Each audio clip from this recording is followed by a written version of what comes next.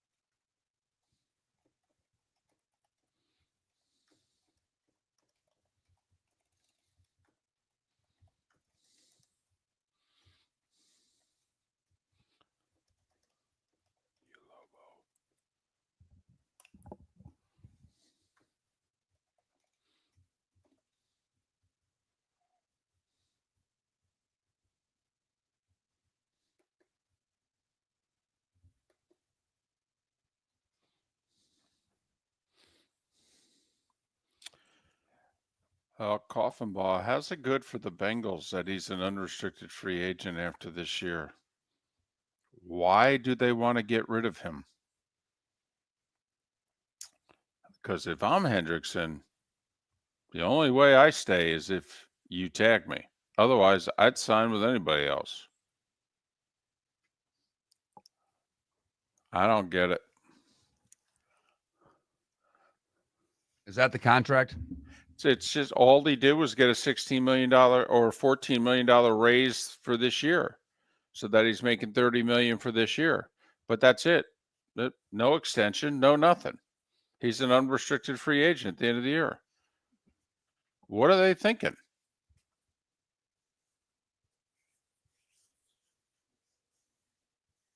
Coffin Ball, we did see that.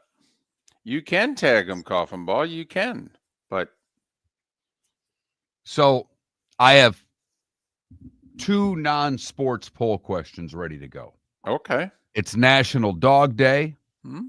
Are you a big dog fan or a small dog fan? Big. It's National Toilet Paper Day, which leads to the question, fold or crumple. Okay. Okay, fold. Yeah.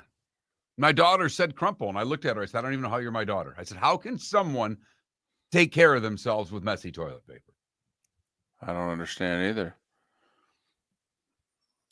Coffin Ball, my understanding is you can tag them, but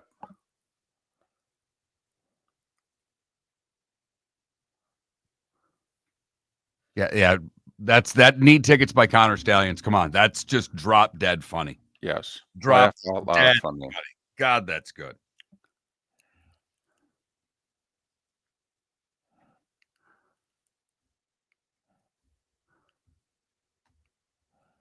Coffin Ball, he's 30. He's 31 in December. He's the same age as TJ Watt. In fact, he may be a year younger.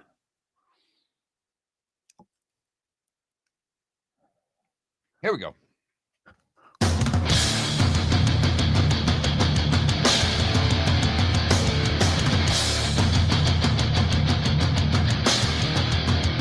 You're listening to Miller and Moulton, coming at you from the Floormeister Studios. Floormeisters, keeping it real. And now, here's Mark Miller and David Moulton. Top of the morning to you on this final Tuesday of August. What a great show we have lined up for you. Hope your week got off to a good start. How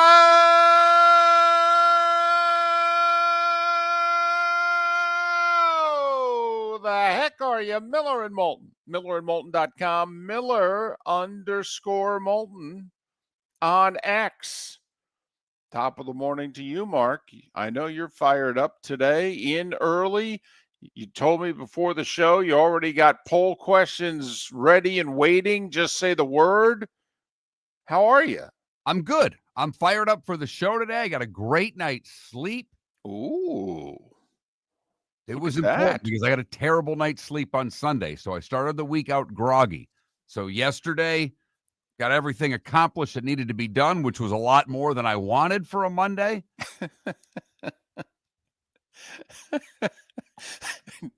So in other words, way too busy to start the week is what you were saying. Well, a little, I mean, busier than I wanted to be. Some, Right. everybody, you added a little thing to it. My wife added 3 or 4 things to it. Things just kept getting added on to the list to do. And I had to do a couple of things for clients, had to do a couple of personal things. So got everything done, ready to go, fired up, was in early this morning to set up the studio for Gary Danielson because he wants to be on camera. And if he wants to be on camera, then he's going to be on camera. See, it's funny. I don't think he wants to be on camera because he can be on camera from home. I think he just wanted to come into the studio because, it's old times. This is Gary being sentimental. This is nostalgia? This is, yeah. Wow. Yeah, that's what it was. He said, listen, this is my last year. Okay, let's go out the way we all came in together. And Gary was a guest on my afternoon show when you were doing mornings and I was doing afternoons, and he came into the studio. He took calls. I mean, it was absurd. I mean, what were we on? Like, at 5:00 at night, the station got powered down to about 5,000 watts. Here's the lead college football analyst for ABC taking calls. Joe in the Cape, your question for Gary Danielson. Fortunately, now the phones don't work, and we will not be able to do that. And the phones do work. We just don't use them. Right. We kind of have a thing that we're on in several different markets, and we think if you were to call the show, it should be a toll-free number. Right. So even though 99.9% of you have a mobile phone in which dialing any area code doesn't make any difference. So, until we can afford the 888 or the 877 or the 844 or whatever it is, text in the chat room will have to suffice. So Gary just wants to, for old time's sake, come in the studio. So, I think he's pressuring me to get in the car and drive down. I will say this. For whatever is Gary's final appearance on the show. No, in all seriousness. Right. There's no need, unless Gary, after this year, if we're all still moving along and doing our thing, if Gary gets the itch and wants to scratch that itch, watching games come mid-October, you two are really good friends. He may text you on the odd day and say, I need to come on the show tomorrow. I've got something to get off my chest. But other than that, this is with him still working, still coming on regularly. I think for the last appearance of the college football season before Gary's last game on CBS, maybe you do make the trek to Southwest Florida. Maybe we even, summons our old producer and let him run the board and we all sit on the other side together. Wow. That's going to cost us a pretty penny to get him up in that hour to come in the building for old times. He's got 2 kids that are going to school. Trust me, he's up, and trust me, he wants to leave the house. Well, he definitely does want to leave the house. That is for sure. So Gary Danielson next hour for, I believe, the full hour. That's the other thing. That's what he used to do. Right. He used to do the full 5:00 hour for us. Then, towards the end, he would say, listen, can I scoot out at like 5:45 so I can go, grab my wife and, we can do dinner, and we go, sure. Yeah. We'd look at one another. We go, we can't believe you're here in the first place. Sure. You can do whatever you want. You can rename the show if you want. So that just gets us started in the 7:00 hour. Pat Kirwan will join us in the 8:00 hour. Busy day yesterday, and I'm sure a bit this morning as teams are paring their rosters down to the final 53. A lot of movement yesterday, a lot of cuts, a lot of trades. You love a good trade, David. And David Samson will join us at 9:00. That's a pretty good 1, 2, 3 lineup. I'm just saying that we'll put that up against most teams. The Yankees don't have that kind of power in their 1, 2, 3 in their lineup.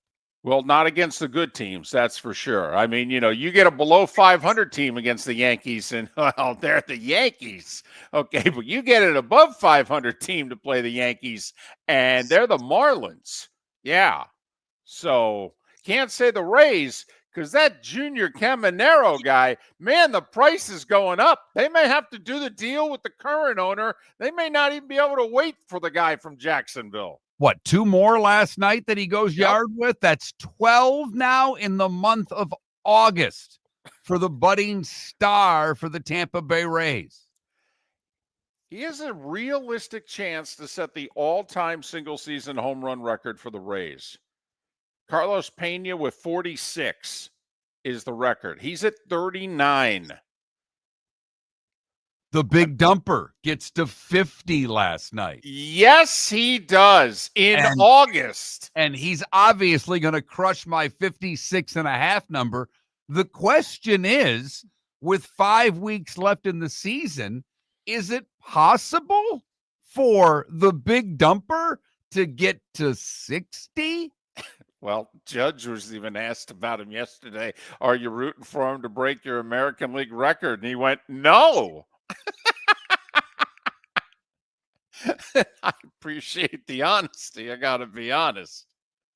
So, yeah, we got some stuff going on. But I'm outraged about something. I know. And I'm not surprised at your outrage one bit, because one big difference between Miller and Moulton. I realize that I'm a part of the media, but I've never looked at myself as a part of the media because I am mostly in this studio. I'm not traveling all over the country. I'm not in media rooms. I'm not rubbing elbows with other members of the sports media. I've always looked at myself that I try to come from the fans' point of view. Every once in a while, I get a little more access than I should. But you are a week-to-week, day-to-day, and in your whole life, member of the media. I was a play-by-play guy. You were the guy covering teams your whole life, really. I know you always did play-by-play, but you've always been a working member of the media, newspaper writer, local television anchor, and radio show host. And because of your work with CBS and Fox, you are constantly in and around national and local media, whatever town you're in. And, well, media is going to be a subject today. Yeah, it is. Okay. Once again, this goes back to a recurring theme on this show, which is we all need to lighten up and find our senses of humor again. Okay.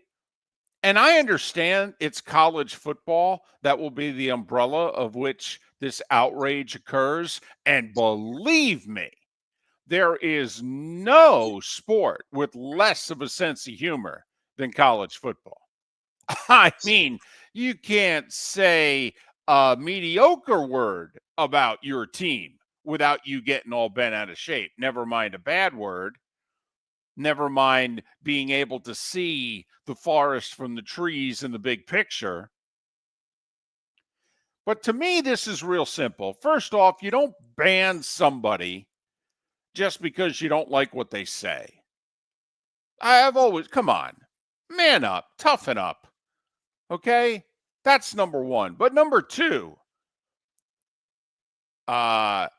you don't ban somebody when they own the Big Ten. Fox owns over 60% of the Big Ten network. Fox is the driving force. They negotiated the TV contract. The $7 billion 7-year TV contract, Fox negotiated. They really did. Fox determined what games they were going to cover, the priority they were going to have. They pay the most money of the three networks. Not by much, but they pay the most money. And then for a school in the Big Ten to say to Fox that, yeah, a member of your pregame show, he's not allowed in our stadium. What? Kiss my... Are you kidding me? I mean, Listen, I think Fox is chuckling at it, and I think that they're just going to turn the other cheek and use the publicity. But if I was running Fox and Ohio State said Dave Portnoy is not allowed to step foot in our stadium, okay, I'd be on the phone with Tony Petitti so fast and say, what are you going to do? Because what we're going to do is we're going to withhold money. That's what we're going to do. And we're serious. Tell them to grow up. Yes, he's a diehard Michigan fan. He doesn't like Ohio State. Okay, he said bad things about Ohio State. Urban Meyer's on the same show. Can't we turn this around about Michigan? Come on. Man up, Buckeyes. Unbelievable. We're going to ban. Could you imagine if Kirby Smart said to ESPN, we're not going to allow Tim Tebow? Okay. No, actually, I couldn't. It is beyond petty. Now, I give Portnoy all the credit in the world for immediately making a post of himself in sunglasses and a fake mustache, and another post saying, I blanking love this rivalry. And you even have to give Connor Stallions credit, who replied to Portnoy with need tickets, bro. I mean, that's legendary stuff. But Ohio State, you look petty and childish. Not to mention, you're getting what, $60 million a year from Fox alone? As David has said many times, shut up and cash the check. For over 50 years, the Nolan family has been dedicated to protecting local families. Nolan Family Insurance is a second-generation independent agency that specializes in home, flood, auto, and boat insurance. They take the time needed to explain your coverage options and answer your questions so you can make an informed decision that's right for you. If you're looking for an agency that treats you like family, call 941-639-1122 or go to nolanagency.com. That's 941-639-1122 or nolanagency.com. Defining a new era in men's health. Get stronger and healthier at Game Day Men's Health. With our in-house laboratory, get in, get treated, and get back to your passion and purpose. Call 239-427-3441 for our Bonita Springs or Naples location to set up your free testosterone test and consultation. Mention Miller Moulton Radio Show for a 10% discount on your service. Start living your best with Game Day Men's Health, Bonita Springs and Naples. Call 239-427-3441 today. American Paint Supplies is your one-stop shop for all your coating needs and has been for 30 years. American Paint Supplies is also your #1 Festool dealer in Southwest Florida. If you are a builder, cabinet maker, painter, or power tool enthusiast, Festool craftsmanship can be found at American Paint Supplies. Celebrating 30 years of service, and Festool is celebrating 100 years of excellence. Come to American Paint Supply for a perfect pairing of service and expertise on 6100 Shirley Street, Naples, off of Pine Ridge, or online at AmericanPaintSupplies.net. Summer approaching, time to take care of your own house. So stop into the Floor Meisters and see their huge in-stock selection of carpet. The Floor Meisters has 100 rolls to choose from, starting at $2.99 a square foot for carpet, pad, and installation. Come in and ask for Dave and have him show you the Dream Weaver Select. Many styles and colors to choose from to fit everyone's taste. Floor Meisters, 6281 Naples Boulevard in Naples, right next to Costco, or go to the web, floormeisters.com. This is Miller and Moulton.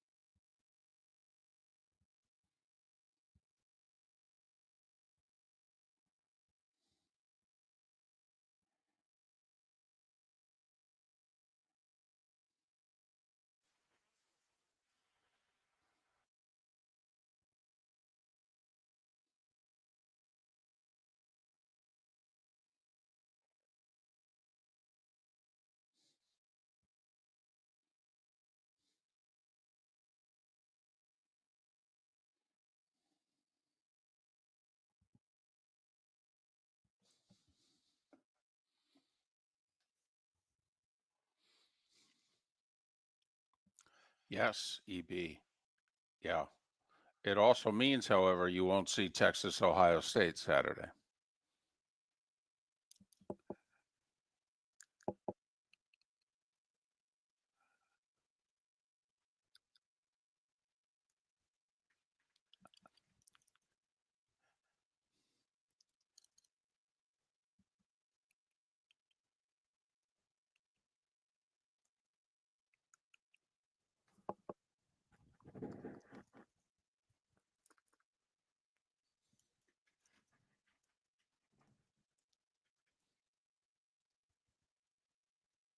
Bert Sugar.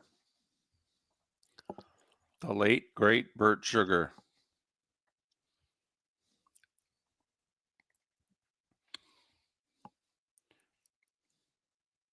Maybe could be our favorite day that we've ever had on the show. When we had Bert Sugar and Angelo Dundee and we did a live show at Cigar Bar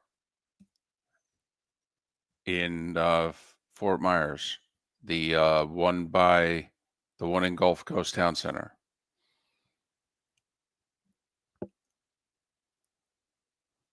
On a Friday. My boy Angie. Yep. True story.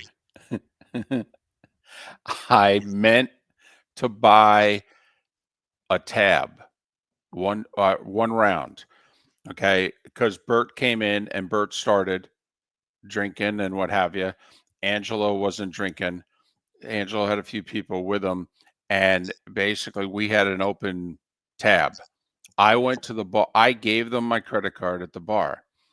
I meant to, when the show was over, go to the bar, square it up, and leave. I had to head to Army Navy.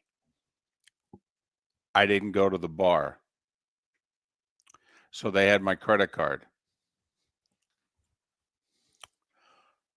And it was a Friday night, and there was a party that ensued. And, well, that cost me a few bones. That was hysterical.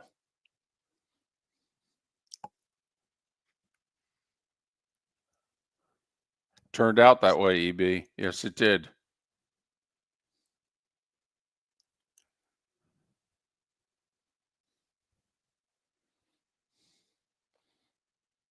Bert was great. Bert was dying and did one last appearance.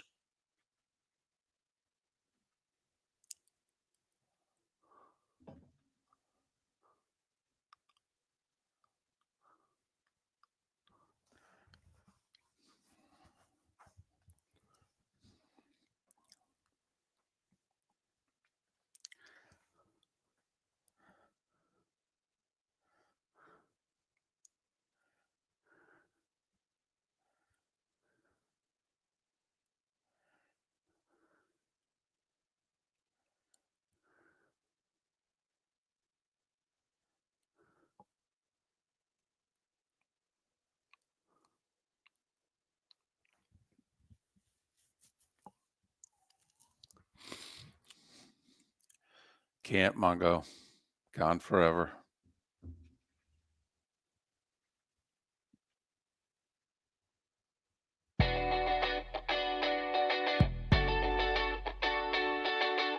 You're listening to Miller and Moulton. And now, here's Mark Miller and David Moulton. 21 minutes past the hour.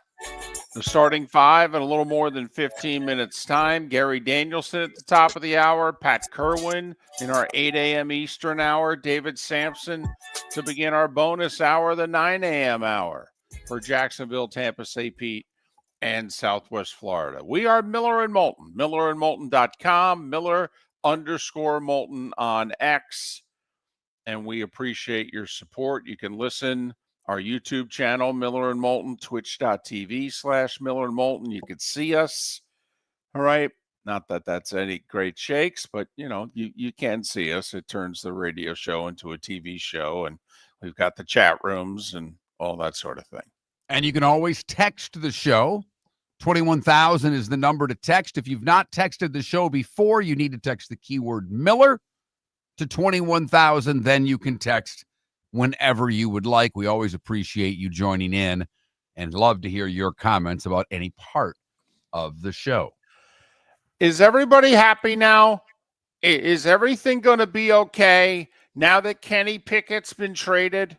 Okay. Can everybody calm down? Are the Cleveland Browns allowed to go forward with their season as planned? Now that Shadur Sanders is secured of a roster spot and he's at worst the third string quarterback, which, let's face it, how many fifth round picks as rookies are anything better than the third string quarterback? Is it okay, Mark? Can we go forward with the NFL season now that Kenny Pickett's been sent to Vegas? I suppose. I'm sure it will still be brought up at how Cleveland did Sanders dirty this entire preseason by playing the 5th round draft pick with the third team offense.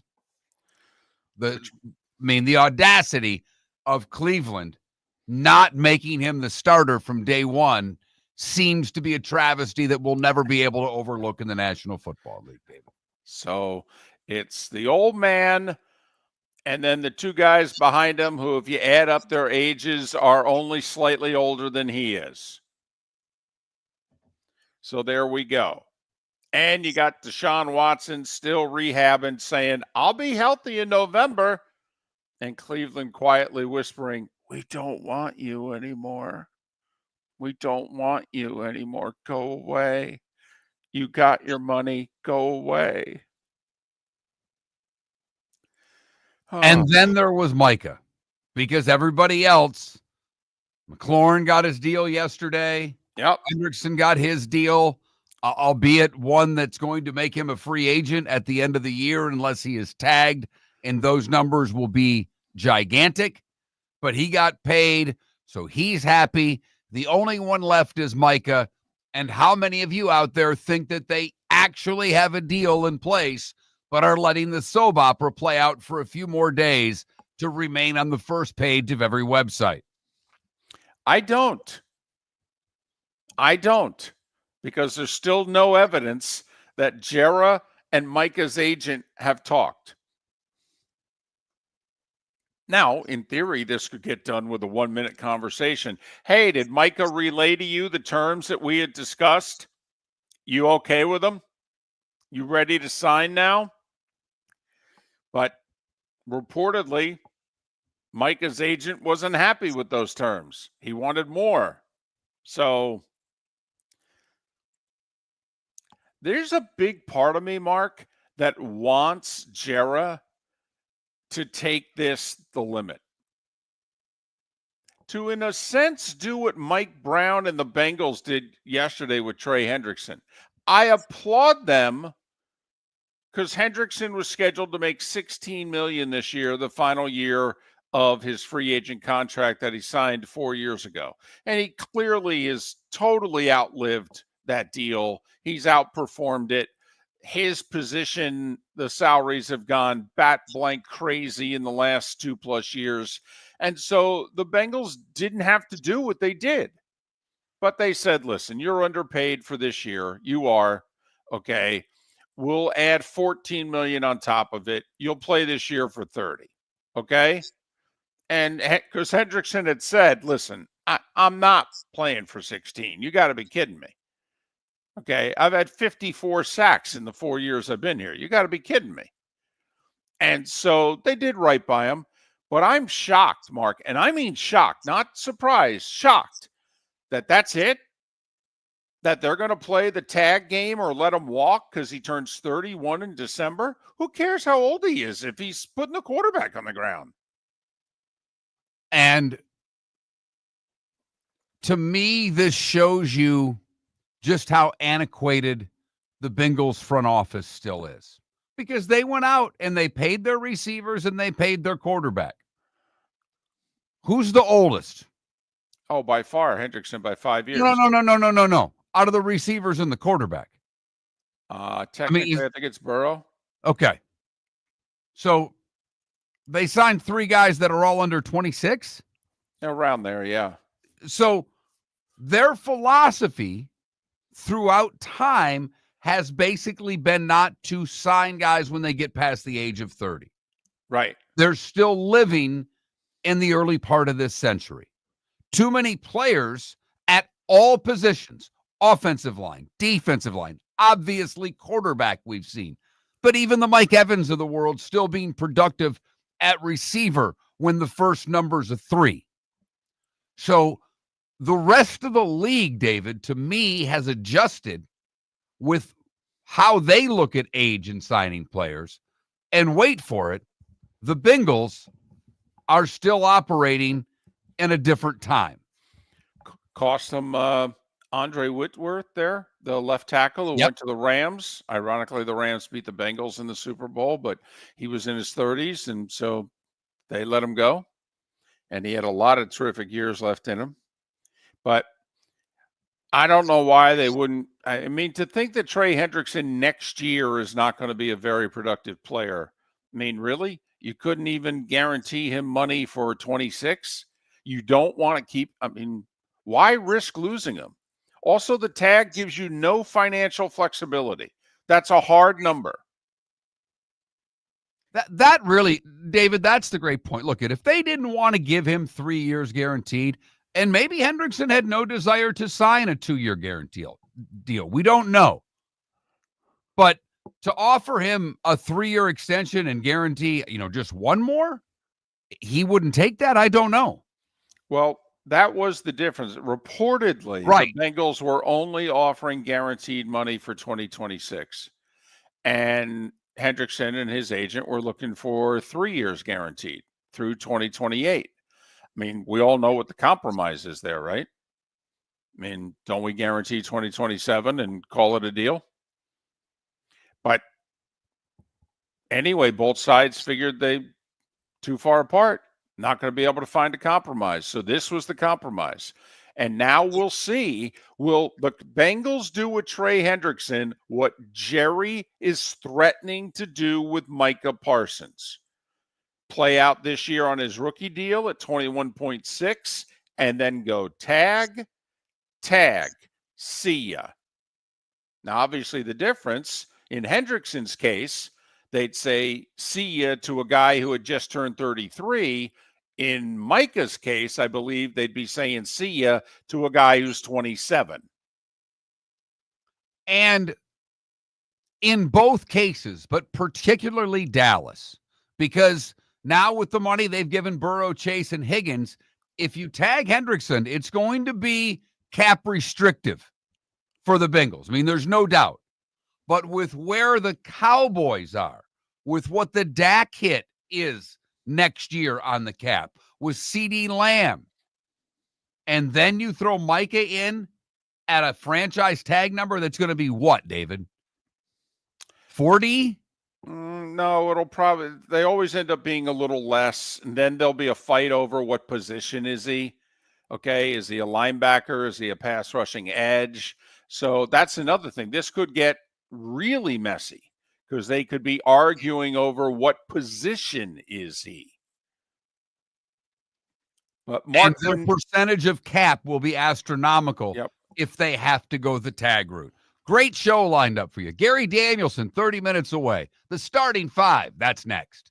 Shoeless Joe Sports Cafe is where your fantasy football draft should be. Free private rooms, Wi-Fi, plus food and drink specials. In August, Shoeless has bingo and trivia Tuesdays and Thursdays with your chance to win free wings and beer for a year. Fridays, live music on the deck. Saturdays, karaoke on the deck. Plus daily meal specials like Wednesdays, $6 wings and half-price pizza. Watch all your baseball and football at Shoeless Joe's, your home for good food, good times, and good sports in the Bell Tower Shops, Fort Myers. When you're craving the real taste of Chicago, there's only one name to know. Jimmy the Beef Guy. We're talking tender, juicy Chicago beef sandwiches. Whether your party's for 10, 100, or 200, bring game day to your house with Jimmy the Beef Guy. The catering packages come with the beef, the gravy, the peppers, the bread, everything you need. 2 convenient locations, Fort Myers and Bonita Springs. Skip the ordinary and bring the beef. Jimmy the Beef Guy, Chicago flavor, Southwest Florida style. Call today or visit jimmythebeefguy.com. With summer approaching, time to take care of your own house. So stop into the Floor Meisters and see their huge in-stock selection of carpet. The Floor Meisters has 100 rolls to choose from, starting at $2.99 a square foot for carpet, pad, and installation. Come in and ask for Dave and have him show you the Dream Weaver Select. Many styles and colors to choose from to fit everyone's taste. Floor Meisters, 6281 Naples Boulevard in Naples, right next to Costco, or go to the web, floormeisters.com. Got a cracked window or foggy glass? Don't wait for the next storm to make it worse. Your local Glass Doctor Home and Business is just down the road and ready to help. From leaky frames to shattered panes, we've got the tools and the know-how to get your home or business storm ready. With flexible scheduling and our done right promise, you'll be in good hands. So before or after the weather hits, call your neighbors at Glass Doctor. Glass Doctor, Glass Doctor. Call the Glass Doctor, we fix your pains. Oh yeah. This is Miller and Moulton.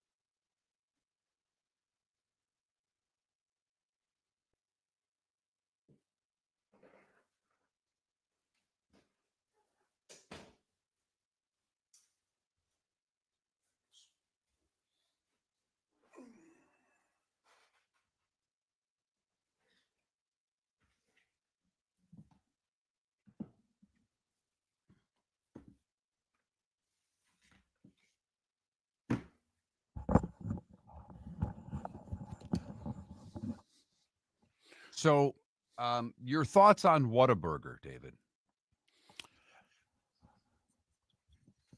Good, not great.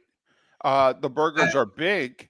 Was But- it better than a Burger King, better than a Wendy's, better than a McDonald's? Oh, yeah. Yeah, I I've mean- never had one. Coming to mean- South Fort Myers, looks like on Cleveland, probably going to be right on that, right by your old house in that where we can't build enough fast food restaurants. Right. Yeah. No. And much more expensive, though. I mean, they're much closer. They think of themselves as a Five Guys type place. Gotcha.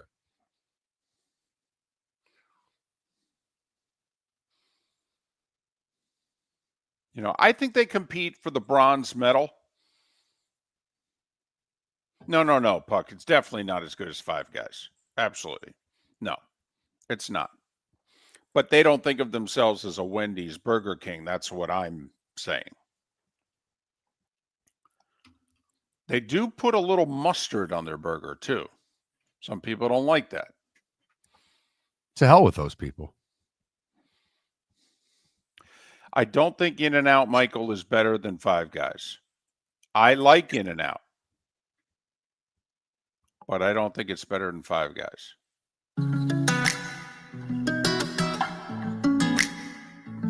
Welcome back to Miller and Moulton. Text the guys what's in your mind at 21,000. That's 21000. And now, here's David Moulton. Gary Danielson to join us at the top of the hour.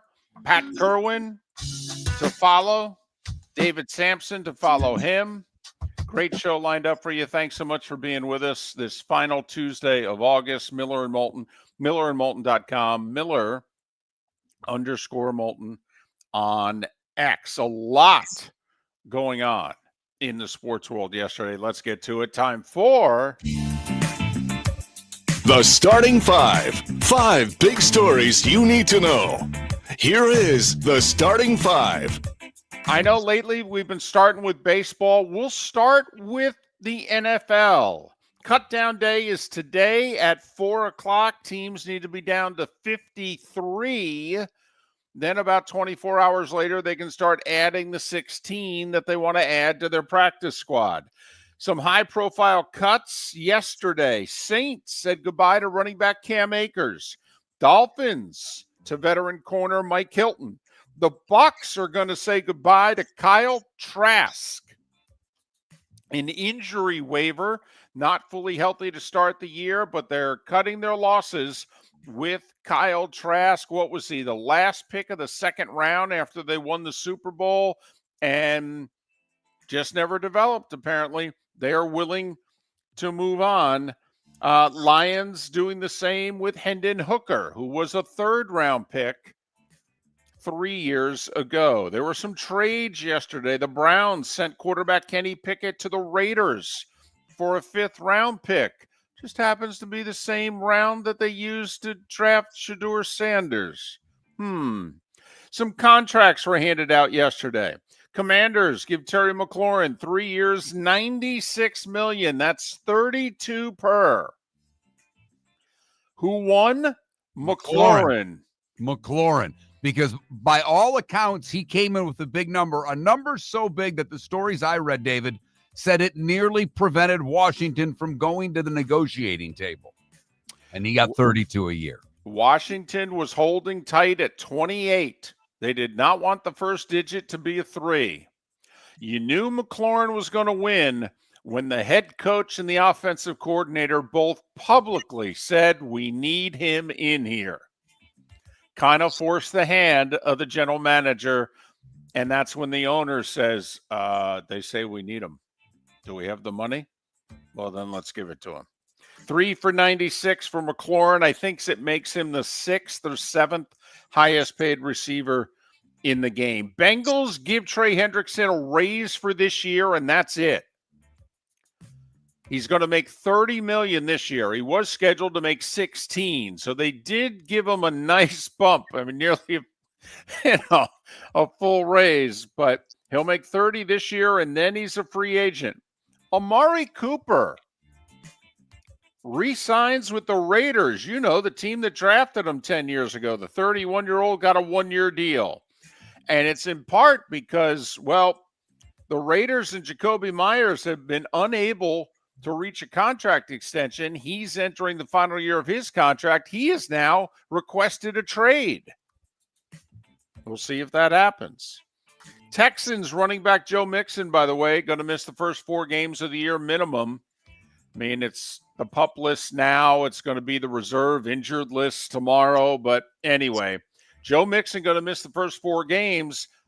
Not really much of a surprise because he hadn't participated at all in camp. Right. They knew he was hurt.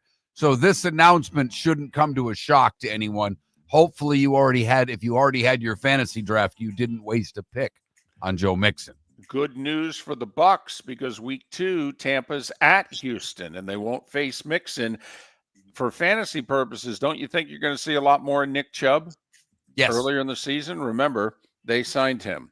I think, period, because Joe Mixon, if you look at his numbers in the second half, they were not good. He's a workhorse back, but his numbers per carry were not very good a year ago. Although that offensive line was a mess. So, yeah, we'll see who's to blame.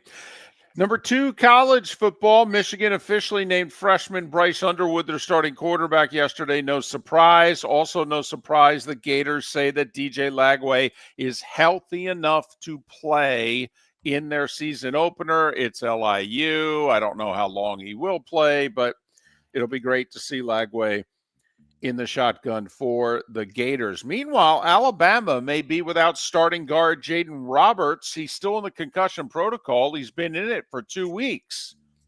Somehow I don't see him being ready to play Saturday when they visit Tallahassee and Florida State. And remember Zach Calzada? 4 years ago, he led that home upset at Texas A&M against Alabama. He's a 7th-year senior, and he's now the new starting quarterback at Kentucky. And one other college football note, Ohio State has banned Dave Portnoy, who's now part of Fox's Big Noon show, banned Dave Portnoy from entering the stadium Saturday before the Texas game. So he can take part in the show when they're in the parking lot, but they always end the show on the field, and Portnoy is not allowed in the stadium. And apparently Fox is okay with it. Number 3, baseball. Phillies jumped out to a 3-0 lead on the Mets, who then scored the next 13 runs. Luis Torrens, who's not much of a hitter and was batting 9th, had a homer and 5 RBIs. The Mets won 13-3. They're still 6 back of the Phillies, but they did pick up a game on the Reds in the battle for the final wild card spot. Emmett Sheehan threw 7 shutout innings for the Dodgers. He struck out 10. LA beat Cincy 7-0. Reds are 2.5 back of the Mets, 3 in the loss column. Meanwhile, the Dodgers pick up a game on the Padres. Seattle beat San Diego 9-6. The big dumper, Cal Raleigh, home run number 50. No catcher's ever done that. 5-run fifth, the difference. Mariners a 1.5 games back of the Stros. Toronto with a 4-run first. Max Scherzer picked up his 3rd straight win. Jays beat the Twins 10-4. Toronto remains 5 games ahead of Boston because the Red Sox got a 3-run homer from Duran and beat the Orioles 4-3. So the Jays by 5 over the Red Sox and by 5.5 over the Yankees, who doubled up the Nats 10-5. Jazz Chisholm and Ben Rice homered as the Yankees have won 2 in a row. Tigers still have a comfortable 10.5 game lead, although they did lose to the A's 8-3. But the 2 closest teams to them both lost and didn't pick up any ground. Royals got shut out by the White Sox 7-0. They were held to just 2 hits. They now trail Seattle by 4 for the final wild card spot. 4 back of the Mariners. Cleveland, meanwhile, is skidding. They've been shut out in 3 straight games. The Rays beat them 9-0. Caminero had 2 homers. He's got 39 on the season, the Rays' single-season record. Carlos Pena with 46. Brewers jumped out to a 6-0 lead, held off the Diamondbacks 7-5. Their lead over the Cubs is 5.5. Angels shut out Texas. The first pitch of the game, Zach Neto hit out of the park off Jacob deGrom. Ron Washington, the Angels manager, we found out yesterday he had a quadruple bypass, and that's why he left the team 2 months ago and isn't coming back this year. His off-season home's in Texas, though. He was at the game. So good for him and the Angels. Marlins beat the Braves 2-1. Edward Cabrera with 7 shutout innings and 10 Ks in front of 8,111 in Miami. Thanks for coming. Get home safely. And the Cardinals, Alec Burleson, 2 outs in the 9th, game-winning walk-off solo homer. St. Louis 7-6 over the Pirates to snap their 4-game winning streak. Big day and night at the U.S. Open. It began in the afternoon. Madison Keys fell apart. You don't often see this. 89 unforced errors. That's 30 a set. That's astounding. Madison Keys, 89 unforced errors. She said, I was nervous. I could never get over it. This is a Grand Slam champion from earlier this year. She's played in a U.S. Open final. She's at the peak of her tennis career, and she absolutely choked away a first-round match against Mexico's Renata Zarazava, who won the match with only 8 winners. 8 winners in a 3-set, 2.5-hour match, and she won. Unreal. By the way, Venus Williams, at age 45, took a set off the 11 seed Carolina Makova, who's competed in a couple of Grand Slam finals. Venus won the second set 6-2 before succumbing in the third set 6-1 in the 2-hour match. 45-year-old Venus Williams, for a half an hour last night, was taking it to one of the 10 best players in the world. Yeah, she found the fountain of youth in that second set. It was impressive. David and I were talking before the show. She played a powerful tennis player, and she was still hitting ground strokes like she was the more powerful woman of the two at the age of 45. Incredible. One other women's tennis note, Petra Kvitova, a 2-time Wimbledon champion, played her final match yesterday. She lost at the U.S. Open and announced her retirement at the age of 35. Men's 2 seed, Alcaraz, he advanced, but that wasn't the big story. His haircut was the big story. Apparently, now, all right, Mark, he's 22. We all know he's got a boatload of money, and apparently his brother was trimming his hair. What, you can't go to the local shop, contribute to the local economy? David, not go to the local shop. You can hire the local shop to come to you. Right. So the brother was apparently trimming his hair and totally messed it up. And Alcaraz said the only way to salvage it was to basically give him the marine cut. So that's what he has. Okay. And he's a good looking 22-year-old. So the women were shrieking. His fellow players are mocking him, and all he can do is laugh. Yes, as they should. And all he can do is laugh. He advanced yesterday in straight sets, as did the 5 seed Jack Draper. WNBA, Brianna Stewart came back after a 13-game layoff with a knee injury, scored 19 points. New York edged Connecticut by 2. And Vegas won their 11th in a row. They had to score the last 6 points of the game to beat Chicago 79-74. And at 10 minutes before the hour, that was the starting 5. 5 big stories and Portnoy banned here on Miller and Moulton. Getting a few texts on the Portnoy situation. People are disgusted by it. I'm curious what Ohio State fan thinks. Seriously. Yeah, I know. Right. He hates you guys. You guys hate him. The whole deal. Really? This is where we're going? We're banning people? Okay. I won't even get into the whole Big Ten Fox thing because that's outrageous. Honestly, if I was Fox, I'd make an international incident out of this. I would threaten to withhold money, not just from Ohio State. I'd threaten to just the checks will sit here until Portnoy's allowed in the stadium. By the way, do you think this is the only time Big Noon's going to be in Columbus this year? This is the number 1 draw in college football television. There's no one that does better numbers than the Buckeyes. And Fox controls which Big Ten games they get. I mean, what? CBS has one choice a year, NBC has one choice a year, but the rest of the year it's Fox. Yeah, I don't even know what it is, but yeah. I mean, Fox gets the first choice most weeks. CBS gets a couple first choice, NBC gets a couple first choices, but I mean, Fox, they're ruling the roost here. They are.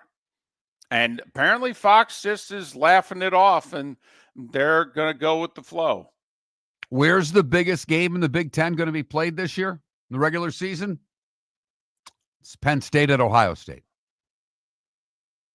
It makes no sense, David. That's why I would deal with this now, but that's me. Miller and Moulton. Great show lined up for you today. Gary Danielson will join us in the 7 o'clock hour. He is in studio, ready to go. Pat Kirwan at 8 o'clock. David Samson at 9 o'clock. Text line open at 21,000. If you've never texted the show before, you need to text the keyword Miller. Texter says, if I was Fox, I'd pull out of the game. I don't think I could hate Ohio State anymore, but this is chicken blank on their part.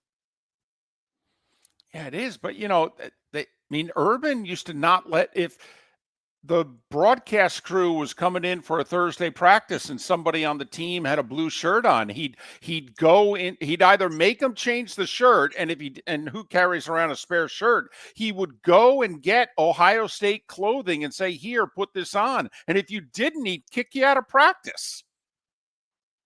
I mean, they've done stuff like this before. Well, obviously it's Lee Corso's final game. I'm going to watch him put the headgear on. I'm going to be paying attention to game day on Saturday. But I was fascinated about the Portnoy dynamic on the Fox Noon show before yesterday.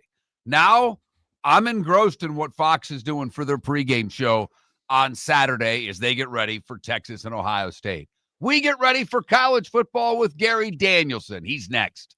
If you're a business who targets men, please know there is no better and more economical way to reach your target audience than us at Miller and Moulton. So let us help you make money.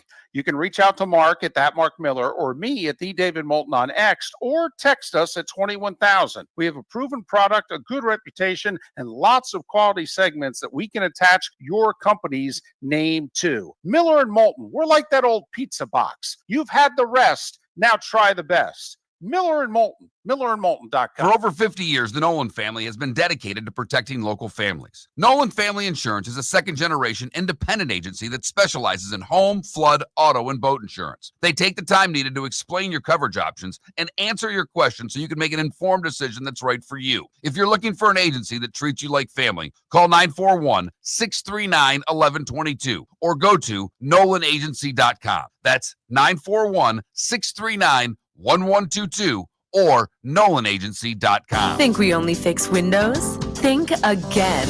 Your local Glass Doctor Home and Business does so much more to upgrade your home. We custom build stunning shower and bath enclosures, install sleek glass doors and windows, and can bring fresh life to foggy or cracked panes. Need a glass tabletop or a statement mirror? Yep, we do that too. If it's glass and it's in your home, we're the team to call. Call the Glass Doctor, we fix your pains. Oh, yeah. Mark Miller for Sleep Treatment Direct. They are helping me with sleep apnea. And by helping me, I mean curing me. No more CPAP machine. No more snoring. No more tossing. No more waking up exhausted. Their expert team got me the right treatment, fast and hassle-free. If you want to feel energized and get rid of your snoring, call Sleep Treatment Direct today. 444-1741. That's 239-444-1741. Sleep Treatment Direct. Sleep safe and sound. Summer approaching, time to take care of your own house. So stop into the Floor Meisters and see their huge in-stock selection of carpet. The Floor Meisters has 100 rolls to choose from, starting at $2.99 a square foot for carpet, pad, and installation. Come in and ask for Dave and have him show you the Dream Weaver Select. Many styles and colors to choose from to fit everyone's taste. Floor Meisters, 6281 Naples Boulevard in Naples, right next to Costco, or go to the web, floormeisters.com. American Paint Supplies is your one-stop shop for all your coating needs and has been for 30 years. American Paint Supplies is also your #1 Festool dealer in Southwest Florida. If you are a builder, cabinet maker, painter, or power tool enthusiast, Festool craftsmanship can be found at American Paint Supplies, celebrating 30 years of service, and Festool is celebrating 100 years of excellence. Come to American Paint Supply for a perfect pairing of service and expertise on 6100 Shirley Street, Naples, off of Pine Ridge, or online at AmericanPaintSupplies.net. This is Miller and Moulton.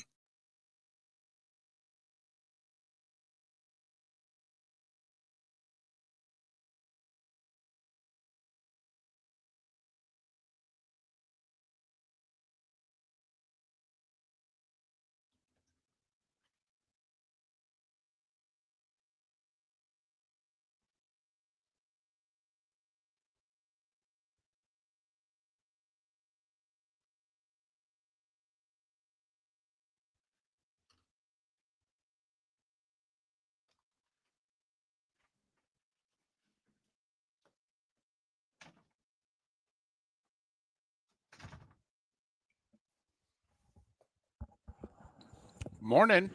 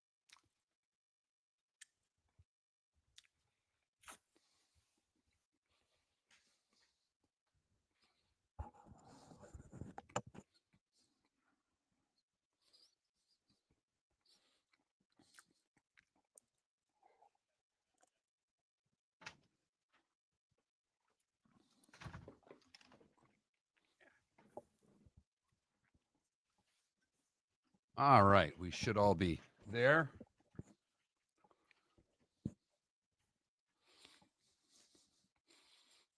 Hello, hello. Hey, I'm here. Is this good right here? Yeah. Oh, yeah, it's perfect. Remember, just so you know, Gary, we have people on YouTube and Twitch, and they hear the commercials I when we're. understand. Yeah.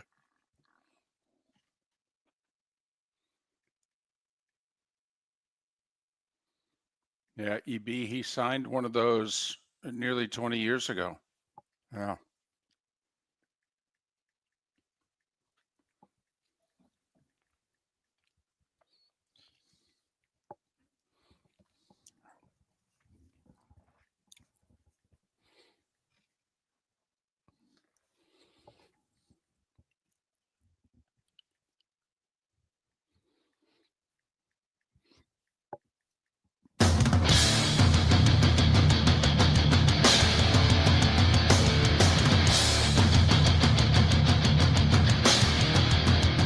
You're listening to Miller and Moulton, coming at you from the Floor Meister Studios. Floor Meisters, keeping it real.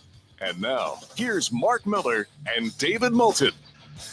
It is hour number 2 of Miller and Moulton on this final Tuesday of August, and we are thrilled, humbled that he thinks enough of us to come in studio when he has a home studio, and he could have done this at home the same way. He's Gary Danielson of CBS Sports. He begins his 36th broadcast season Saturday in Penn State. Top of the morning to you. How are you? Don't feel too good. I was having furniture delivered. I had to get the hell out of there. I didn't want to do anything. It's not all about you, David. I know you're up there with Aikman and the boys, but here we go. Just little guys that you trampled across on your way up that ladder, okay? Yep, that's me.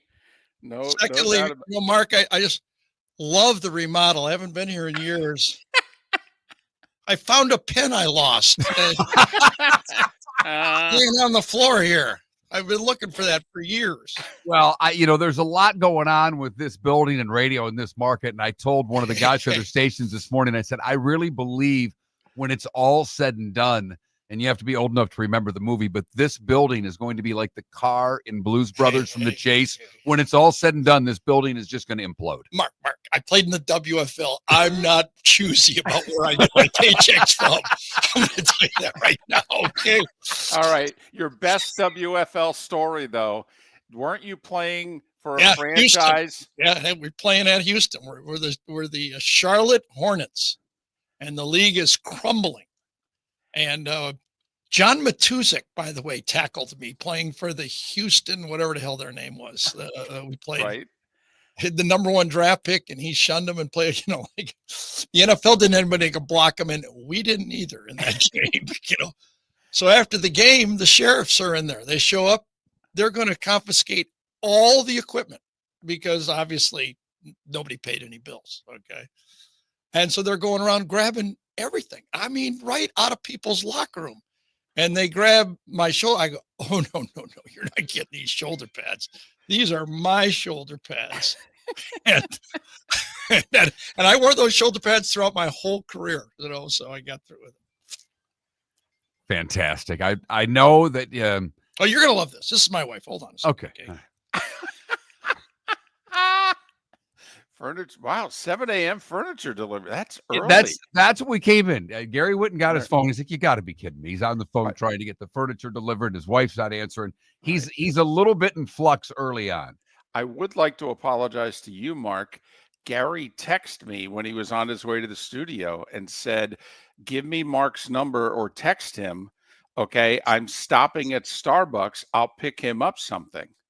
Okay. And I, of course, was making my own bagel and breakfast. And so I let you down, Mark. I let you down. He wanted to not only show up, he wanted to provide breakfast. That's very nice of him, but not that could have gone live. That can happen to anybody, believe me. I thought I'd save your wife. Oh, that's all right. We've asked you, I figured out last night, probably a couple thousand questions over the years. So I'm trying to figure out, when you first started, by the way, broadcasting, the Miami Hurricanes were the defending national champions, and your first year broadcasting college football, Georgia Tech and Colorado split the national title. And they're playing. Right. That's week 1. Exactly. I said I'm doing this until these two teams play again. That's nice of you. All right, so I'm here. Listen, I've done hundreds of these radio stations and podcasts and everything there is. Believe me, you people that are listening to this, you're listening to the best, okay? These guys, people who do their show know it. I grew up on, once I moved to Florida, I found these two guys. Miller was in the morning then, and David was in the afternoon. Mark, I was playing golf in the morning, so I didn't listen much. And you still are when it's not football season. So I found these two guys, and I said, boy, what the heck? A Detroiter and a New Jersey guy doing radio, but boy, are they good, and you people are lucky to have them. And my final season, I wanted to finish off right where I started in this town, and so happy you're back, and hope this thing gets bigger and bigger. You guys deserve it. Thank you so much. I'm curious, because you were a guy You went to Purdue. You wanted to throw the ball around. They changed that up on you. But when you look at this year on the whole and where college football is today, I mean, you didn't go in as first off, you couldn't play as a freshman, but as a sophomore, you weren't expecting to be the starter. These kids are coming in now. We look at this year, you've got, I don't know, out of the top 20 teams, it seems like at least 8 of them are breaking in new quarterbacks. Yeah, six out of the top eight ranked teams. The favorites to win the championship. And I think it's been a while. Oh, I can't remember the last time a team that was not ranked in the top 6 or 8 won the national championship even. So those are the teams. 6 of them are going in. Now, these are good quarterbacks, but unproven quarterbacks. You know, they've never really carried the ball and had the interviews after the game and played in the big games. But that's what makes really interesting. I think the only 2 coming back that are ranked up there. Who are the only 2? I think I wrote it down. Klublik and Nussmeier. And Nussmeier. That's right. 2 out of the top 8. Yeah. So, you know, I think that makes it interesting. Everything was different back then. It was cool. I was excited. You know, I'm a Michigan kid. I went to Purdue to throw the ball. It was so different in recruiting back then. I mean, when I went there, I was recruited hard.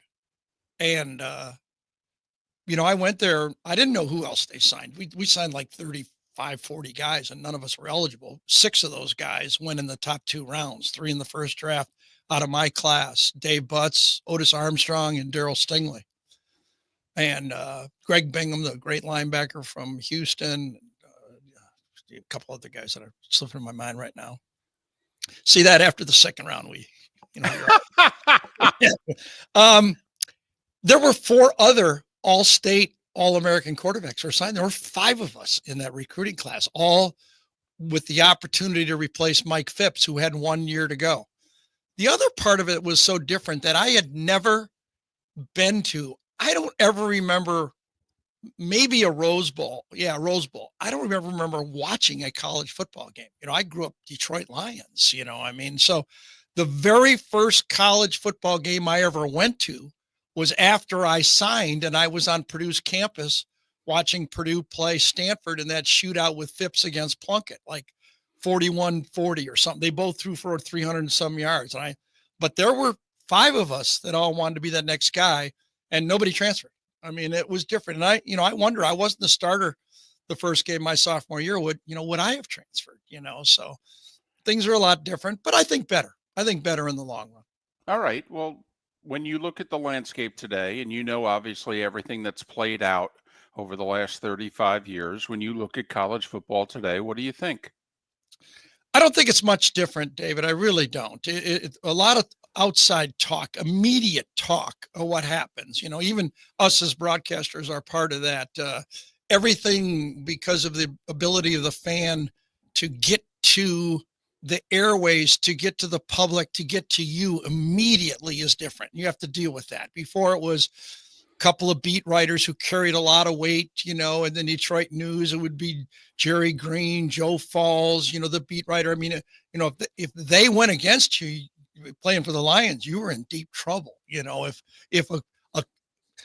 Al Ackerman, the local TV guy, was dogging you, it was hard to get, fight that trend. Now you've got millions of people doing that, but it's just different. But still, the quarterback's the key. You got to have a guy that produces. He touches the ball every time. I agree with the coaches, like Saban and Urban and the way programs are built. Still, the fundamentals count. That's why Dan Campbell's doing so well with the Lions. The team counts more than the individual. And that's what always makes it messy with professional athletes, as much as the team matters. And I think that's what Nick Saban did the best at. He took high-level players, and everybody on the team wants to go to Michigan, Ohio State, or Alabama, yes, to win, but to use that as a stepping stone to the NFL. Nick was able to sell to his teams, I think, better than anyone because of his time in the NFL and his experience and his resume, that the better the team goes, it's better for you. And the competition in practice and the competition to keep your job is better for you. And I think that was the key. And I think that's the way it's always been. And it may be part of the reason that Nick walked away, because I think to your point right now, when you look across the landscape of the great teams, all of them, for the most part, Penn State, Ohio State, Texas, they lack depth in the trenches because of what you just said at the beginning, Gary. If there were 5 quarterbacks after your sophomore year, well, 3 of them minimum are leaving. And the same thing can be said for the linemen and the defensive linemen and all of that. So while depth becomes an issue, it is still amazing that the big dogs that were the big dogs 50 years ago are essentially still the big dogs today. Yeah, a quick story, and I know everything's on time here. You know, I was asked to speak at the CBS seminar about college football, and everybody was doing their predictions. So I did my predictions, and I had to make a top 10 list, and they flashed up on the board, and mine was, Texas, Notre Dame, Michigan, Ohio State, Nebraska, and it went right down the line. And everybody looked at it and they said, well, how can you pick Nebraska 5th? And I go, oh, I'm sorry. That was the top 10 when I played college football. The other 9 were the exact same teams. Okay.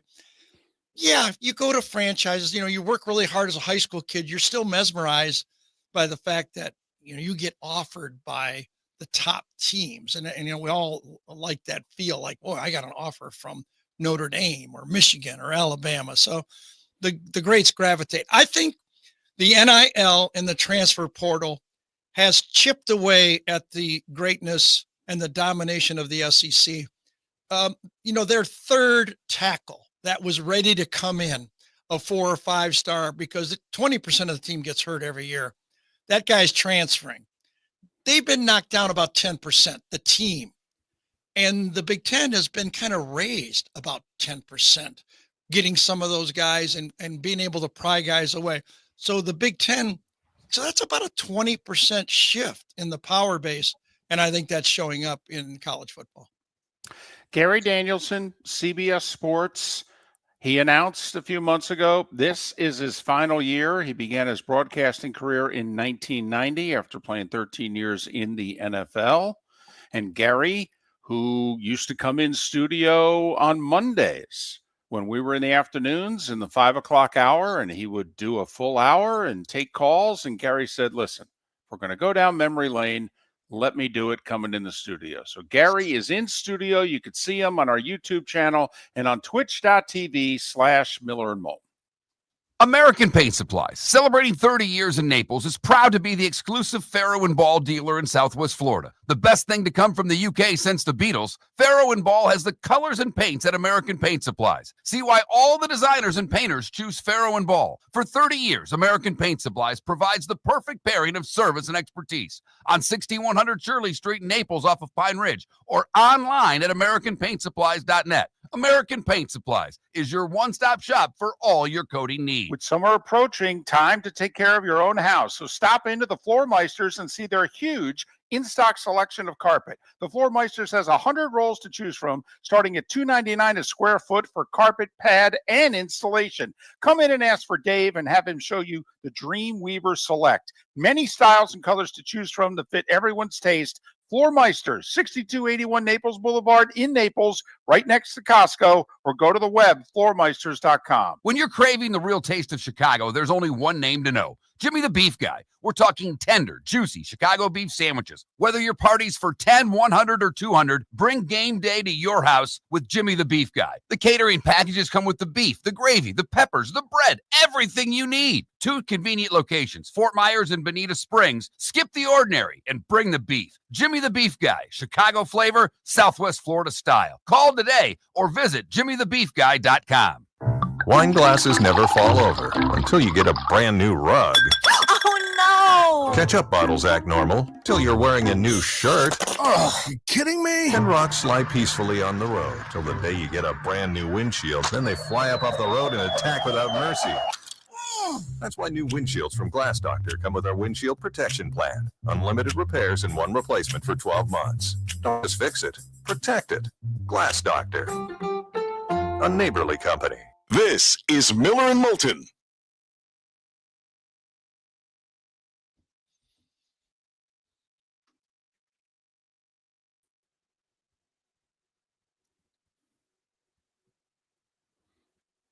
I don't care if you pod me up. I don't really care. Oh, you're up now. Okay. Yeah, just the first. I didn't care if the phone call was on. I know you did. I know you didn't. I would have done that for 15 minutes. That really is morning radio. Okay, when you're airing the phone call from the wife. Yeah, or did you go, honey? Honey, by the way, we're on the air. What's up? No, I was just glad I wasn't golfing when I was supposed to be home to take the Friday. That was no problem. Is that because you would have had to have stopped the round and gone home? But now that you know, honey, I'm tied up till 8. No. Stop the round, stop the marriage. Right. You're way too deep into the marriage to stop the round. Right. Exactly. That's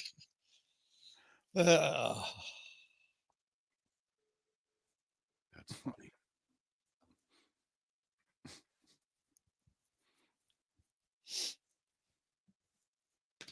I have, and I just called that we got CBS now has a booker for interviews now. Before they'd call me and I go, yeah, no, I'm busy, like that. Or I'd pick out the two that I literally have 2 straight hours of 12-minute segments of interviews today. All up north, pretty much. Yeah, today. I called him. I go, and I love the kid, Jeff. I go, Jeff, I know you got a new job. But he's up, man. Yeah, don't be so enthusiastic, buddy. I'm sure he's calling. Hey, you guys like to have Gary Danielson on your podcast? I know 12 people are listening, but he's willing to do it.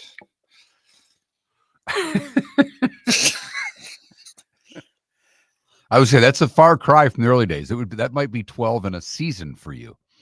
Yeah. It's been great. Everybody's been treating me really good.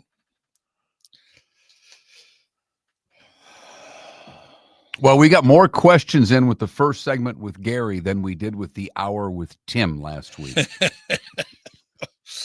My whole goal, and I still haven't done it yet, was to go, because that's my famous advice from Brent. I could do that live if you want, but my whole goal was to keep it a little tighter, so you can get more questions in.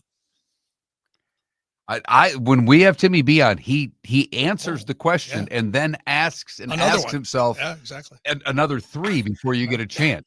There was one answer in particular. I asked him about Tony Petitti, and he's on a 3-minute Greg Sankey tangent. And I text Mark in the middle of it and go, now remember, this question is about Tony Petitti. Oh yeah. I edited the whole Sankey thing out. And because he went long, I'm like, I'll just take that part out. And he has not, when he did your interview, he had not been doing cocktails. If you go to dinner with him. Right. Yep. Little SEC championship, Army, Navy post game. Yeah. Those were fun. He's branded himself really well. Yes. You got to give him credit. Yes, he has. And he's good. He's smart. He's everybody likes him. I like him. It's just, he's done a great job. He's a really good historian. He sure is. He really is. He really, He and David could, spin for a while with their memory. That would be my things. nightmare, be in a car with those two. From Knoxville to Atlanta. We both got flights in the morning, and Timmy B hops in. Oh my God, can you imagine that? Gary would be like, just let me off at this Cracker Barrel here. I'll make it the rest of the way. Don't worry, I'm good. And then Timmy B would go, it's remodeled. I don't care. Let me off.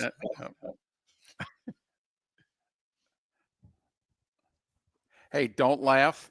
We were supposed to be part of a group travel from Tuscaloosa to Atlanta. Gary didn't like where they were going to stop for food. We got in a side rental car. We drove about an hour down the road. Gary says, pull right over here. We went to Cracker Barrel. So we ditched the whole crew so Gary could go to Cracker Barrel. It was awesome.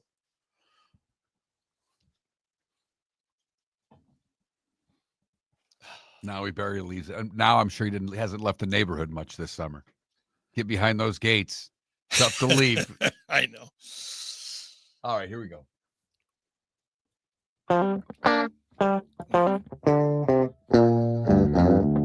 You're listening to Miller and Moulton. And now, here's Mark Miller and David Moulton. And Gary Danielson, kind enough to join us for the full hour. He's actually in our Southwest Florida studios. Gary, once again, thank you very much. Over the years, we've kind of every 3 to 5 years asked you, so what school do you think is best positioned going forward? And I remember there was a time right when Jimbo and Jameis were getting together in which you said, the place to win might be Florida State. And sure enough, they went on to your thing. At one point in time, you said, I'm a little concerned about Miami, and obviously with good reason. Is any school in the current landscape better positioned going forward than Notre Dame?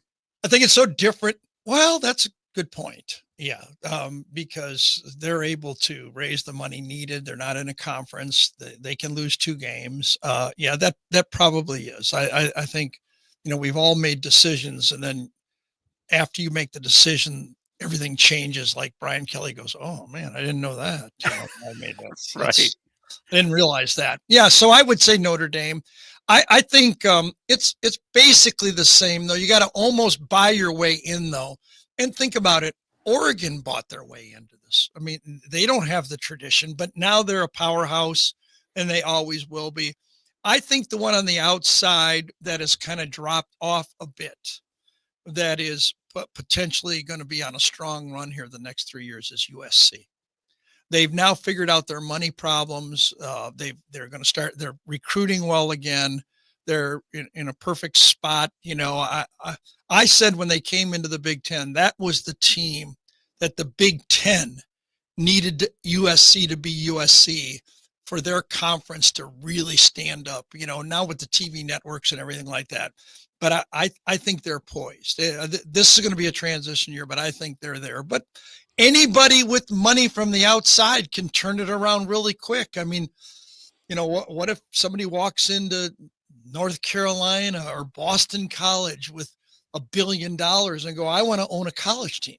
It could change really quick. Well, and that's where SMU and Texas Tech are Right. so intriguing to me, because the pockets are so deep with that oil money that they could do things that others simply cannot. But in the Big Ten, Penn State has been picked on for a lot of reasons. They've Right. been unable to win the big game, but they basically have replicated what Ohio State did a year ago. They Yep. kept all their players stayed for the extra year. How hard do you think it is when you are going into a season in college football where it's championship or bust? Yeah, but the teams that have done that, Mark, have really been successful lately, going all the way back to the Alabama team of 2020. They had an injured quarterback playing against Joe Burrow at home. They lose that game, and they reloaded for 2020 with Mac Jones, and they won the championship. Then right after that, that Georgia team that lost to Florida, in the game that we all thought that Georgia had the better team, all around team, and that was a win, and they reloaded. They went back to back for 2 years. Then Michigan loses to TCU, and they all come back for another run, and they win the championship. Then Ohio State, same thing. They lose the game against Michigan. They come back last year and do it, and now it's Penn State's turn. They are in the exact same position. They had about 5 or 6 guys that could have gone to the NFL. They all came back. Veteran quarterback, team is loaded. Their 2 running backs each make $1 million a year. Their quarterback makes $3 million. They got 2 NFL defensive linemen playing. 2 corners are going to play in the NFL. Next year, they'll have 10 or 11 guys drafted. So they're poised to do it. The schedule works for them. Now they can lose a game and still make the playoffs. They made the run last year. It makes sense. Now, Texas is right there, though, that have been sniffing that way, but it's kind of cool. I don't think anybody's idea is bad here. Playoff as deep as they go. If you're a Sparty guy, I think if they went to the bigger playoff, they went 24 or something like that, I think Sparty would say that's pretty cool. We got a chance to make the playoffs now. So I think all these ideas, they may not be perfect, but I think they're all better for the width of college football. Except 4, right? That was the one you didn't. I hated 4. Yeah. My prediction on 4 was so good that was going to be the worst decision. 2 was better. I on national TV called for 6. It ultimately led to demise of West Coast football. They didn't make the playoff over and over again. Their fans got disillusioned. The league broke up. I think if they would have stayed at 2 or gone to 6 or 8 right from there, I think we would still have Pac-12 football. And that's horrible. I mean, it really is, because you've lost some teams. You've got Stanford and Cal in the ACC. It doesn't make any sense. But to your earlier point, this whole Big Ten thing, Oregon's got it done. They're part of it. It's really, it's Ohio State, Penn State, and Oregon. Michigan might be thought of as the fourth. Right. You bring USC, like you said, into the mix. Well, then they can stare at, and I know they've won 2 straight national titles, but all of a sudden you get 5 teams that are competent year after year. You can look the SEC dead in the eye and say, we're able to handle you. Do you think we'll get the SEC Big Ten type, how they do in basketball with the tournaments? Do you think now that the SEC's gone to 9, they put an emphasis on strength of schedule, that we're going to get better non-conference games? I think soon, maybe, define soon, but I mean, by, 5 or 6 years from now, I think the major programs will just be playing each other every game. Like all 12 games will be against the top 60 teams in the country, the Power 4, however you want to rank. I think that's where they're headed. I think there'll be a new division of playoffs just below those. I could envision, that I don't know what the names of the conferences will be, but something like the NFL where, the Big Ten has a Big Ten East and West, and the SEC has a Big Ten SEC East and West, and they're comprised of 24 teams each, and that would be 48 teams. I could see that happening. I really could. If I can go back for a second, what do you think of Penn State last year? Drew Aller was okay, good, wasn't elite, and they didn't have wide receivers. They had the elite tight end.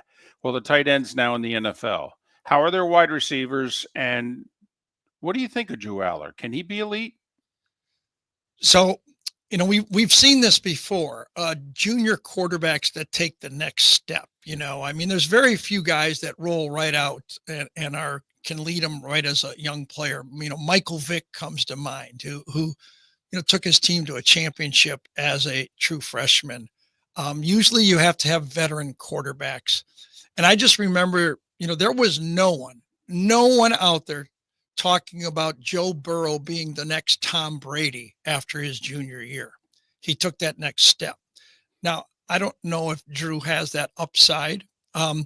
He's got a lot of intangibles, great size. He's 225 pounds, and he throws a beautiful ball. I felt that was one of the big mistakes that Penn State made. It's really similar to what back in the 70s, the 10-year war. Michigan and Ohio State in the Big Ten, when the Big Ten was everything back then. Keith Jackson doing a game every week. That was the game of the week, and they controlled college football, the Big Ten. They were so good that they didn't really have to throw the ball to win their games, and they played each other. And then they go to the Rose Bowl, and they hadn't thrown all year, and now they have to play a USC. And like, well, wait a second, what are we doing here? This is a tight game. These guys are as good as us. I thought Penn State was so good last year and got so much ingrained in just throwing to the tight end and the running backs that when they needed Drew to throw to the wide receivers, they weren't elite, but neither one of them had the experience to make those plays when they had to make them during the game. And when he had to make key throws against USC or against Notre Dame, I thought both the receiver and the quarterback were not ready enough. I think Penn State has to play this year with the idea that every game you play, you have to be measuring yourself. Or is this going to be good enough to beat Texas, Alabama, Florida, whoever you're going to face at the end? You have to play every game like that and not just become, well, we can win doing this, so we're not going to take any chances and do the other stuff.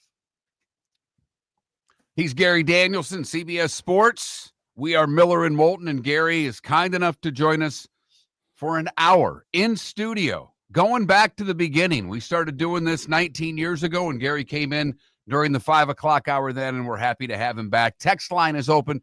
21,000 is the number if you want to text the show. The keyword is Miller if you've not texted before. So text Miller to 21,000 if you have a question or a comment for Gary Danielson. Our final segment with Gary coming up on the other side. Thanks so much for listening. Miller and Moulton, millerandmoulton.com. For over 50 years, the Nolan family has been dedicated to protecting local families. Nolan Family Insurance is a second-generation independent agency that specializes in home, flood, auto, and boat insurance. They take the time needed to explain your coverage options and answer your questions so you can make an informed decision that's right for you. If you're looking for an agency that treats you like family, call 941-639-1122 or go to nolanagency.com. That's 941-639-1122 or nolanagency.com. Defining a new era in men's health. Get stronger and healthier at Game Day Men's Health. With our in-house laboratory, get in, get treated, and get back to your passion and purpose. Call 239-427-3441 for our Bonita Springs or Naples location to set up your free testosterone test and consultation. Mention Miller Moulton Radio Show for a 10% discount on your service. Start living your best with Game Day Men's Health, Bonita Springs and Naples.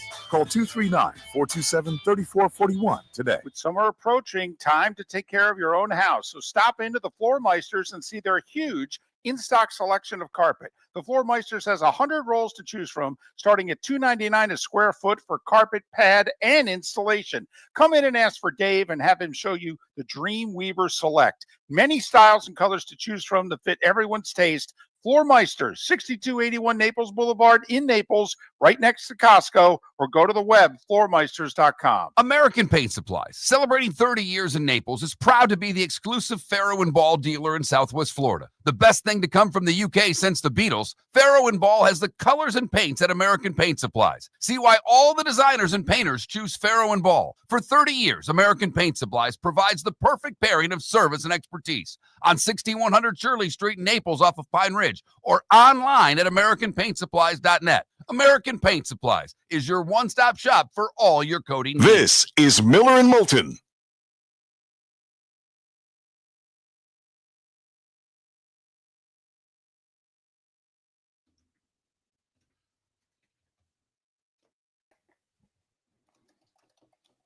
Mark, how do you work those? Because I brought mine. Is there a plug-in for that? I've got to hang on. Yep, hang on. I don't need it now. I was just wondering. Okay, so it's all right. I'll finish this out.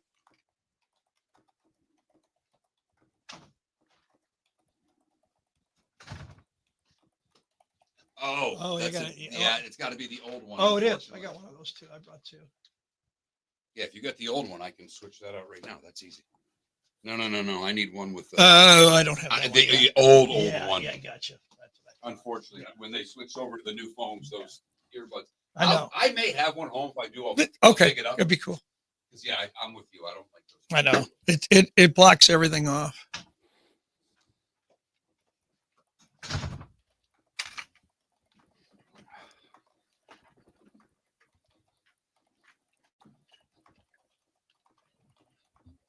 I'll tell my bear story too before I leave, okay? Okay.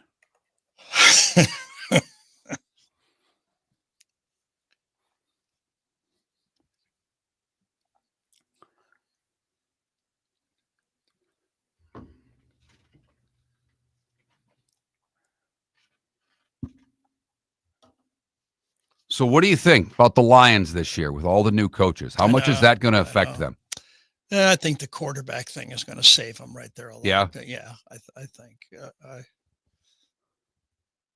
They got to just stay healthy on the defensive line. And, everybody, though. You lose right. You lose two corners, you're done. You know what I mean? Well, and they already lost the one lineman before the season. That's not a good start.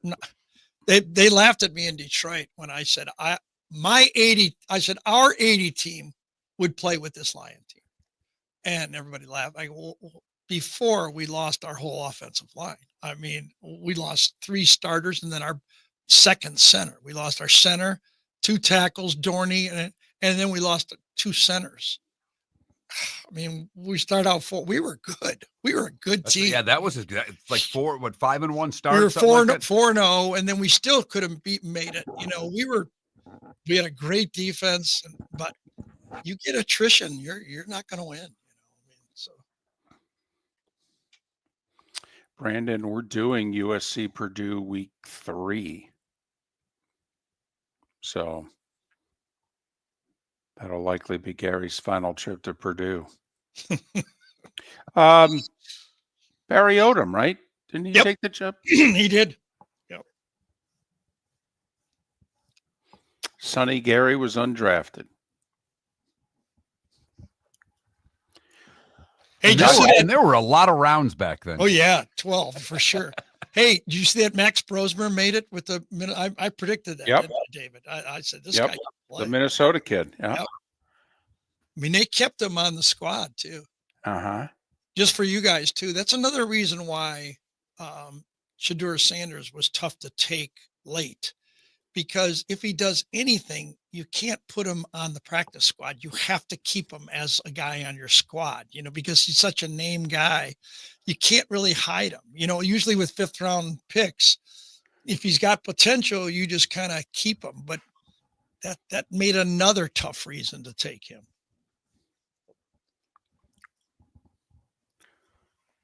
I bet we haven't seen one like that. A 42-year-old quarterback and 2 rookies going into the season. Right.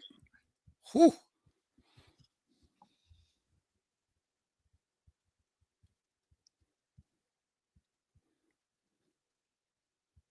I mean, Brady had Trask with Tampa, but I don't know who the third one was. But yeah.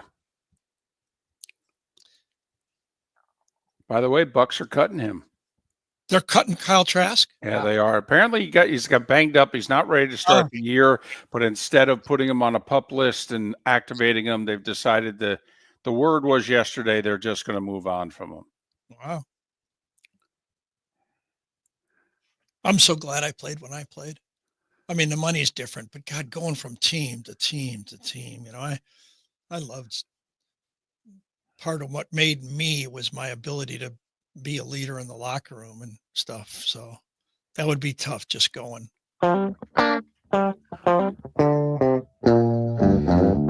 You're listening to Miller and Moulton.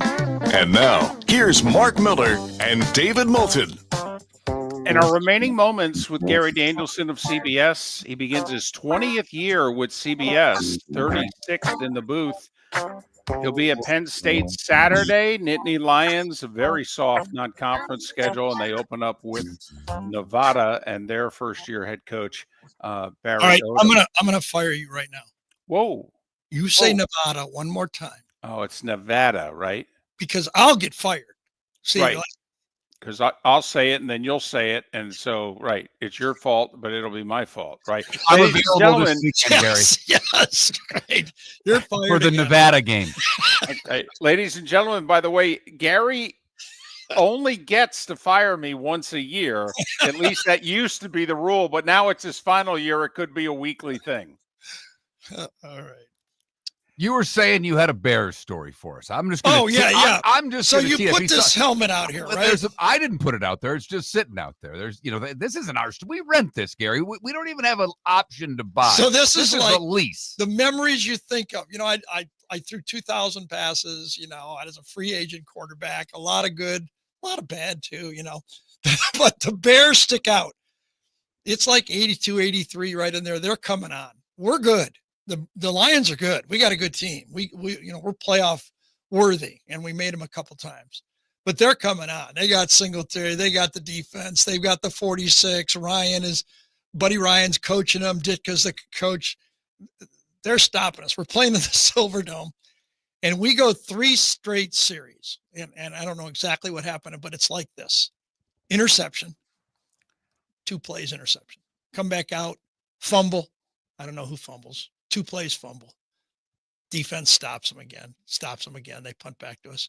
Interception, 2 plays. We're back out there. So it's 3 series. We haven't even made it. We haven't punted in 3 series. We haven't even made a first down. 4th series, we go out there and we get a first down and we're trotting back. That's it. We got a punt, 4 downs, and the whole defense is clapping on the sideline. Great job. Great job. I go, come on. You got Bob Avellini. We've got 5 Hall of Famers. I go like that. It just sticks in my head with the Bears and playing against that Buddy Ryan defense. Who was the biggest trash talker you played Me? I was nervous, so I talked all the time. my lineman would go, "Shut up," like that, And I was Howie Long was good. Howie Long was great. He was a great trash talker, But I mean, they'd get a lot of sacks, but back in the day, they played man to man, and they had Michael Haynes and Lester Hayes. Yeah. Lester Hayes, and they Yep. both had all that stick 'em. And back then, you only used 2 receivers, and literally, we would drop back, and then I'd look, and my receivers wouldn't be 2 yards downfield, and then you got those guys coming at you. I mean, they were tough to play against, and they drove you into the ground, and then they'd talk to you. So it was fun. I enjoyed it. When we started with Gary, as we've mentioned, Gary would come in the studio, and all right, Gary threw us off in 2006. He starts bringing a notepad. Right. And it's like, whoa, wait. And he's like, well, I got questions for you guys. Whoa. But okay, the notepad kind of took us down a road. Historic, right? That's why I wanted to come back, because everything kind of turned in my career. That chased me the rest of my career. That what happened in this studio right here. It's the year at Michigan. It's 2006, and Michigan and Ohio State, according to everyone, all of the experts, the Bob Davies, everyone, okay, are saying we know football, and these are the 2 best teams in the country, Michigan and Ohio State. And the SEC, where I'm not working, and I played in the Big Ten. I had just covered the Big Ten for ABC, and my first year in the SEC, and I'm going, well, these guys ain't bad here. I mean, there's, they had a big chip on their shoulder because Auburn went undefeated, didn't make it in 2004, something like that. And so now they're playing, for the championship. And I'm going, well, everybody's talking about USC could play the winner of Ohio State, Michigan. But if it's a close game, it'll probably be a rematch. And I'm going, well, why wouldn't the SEC champion be in the talk?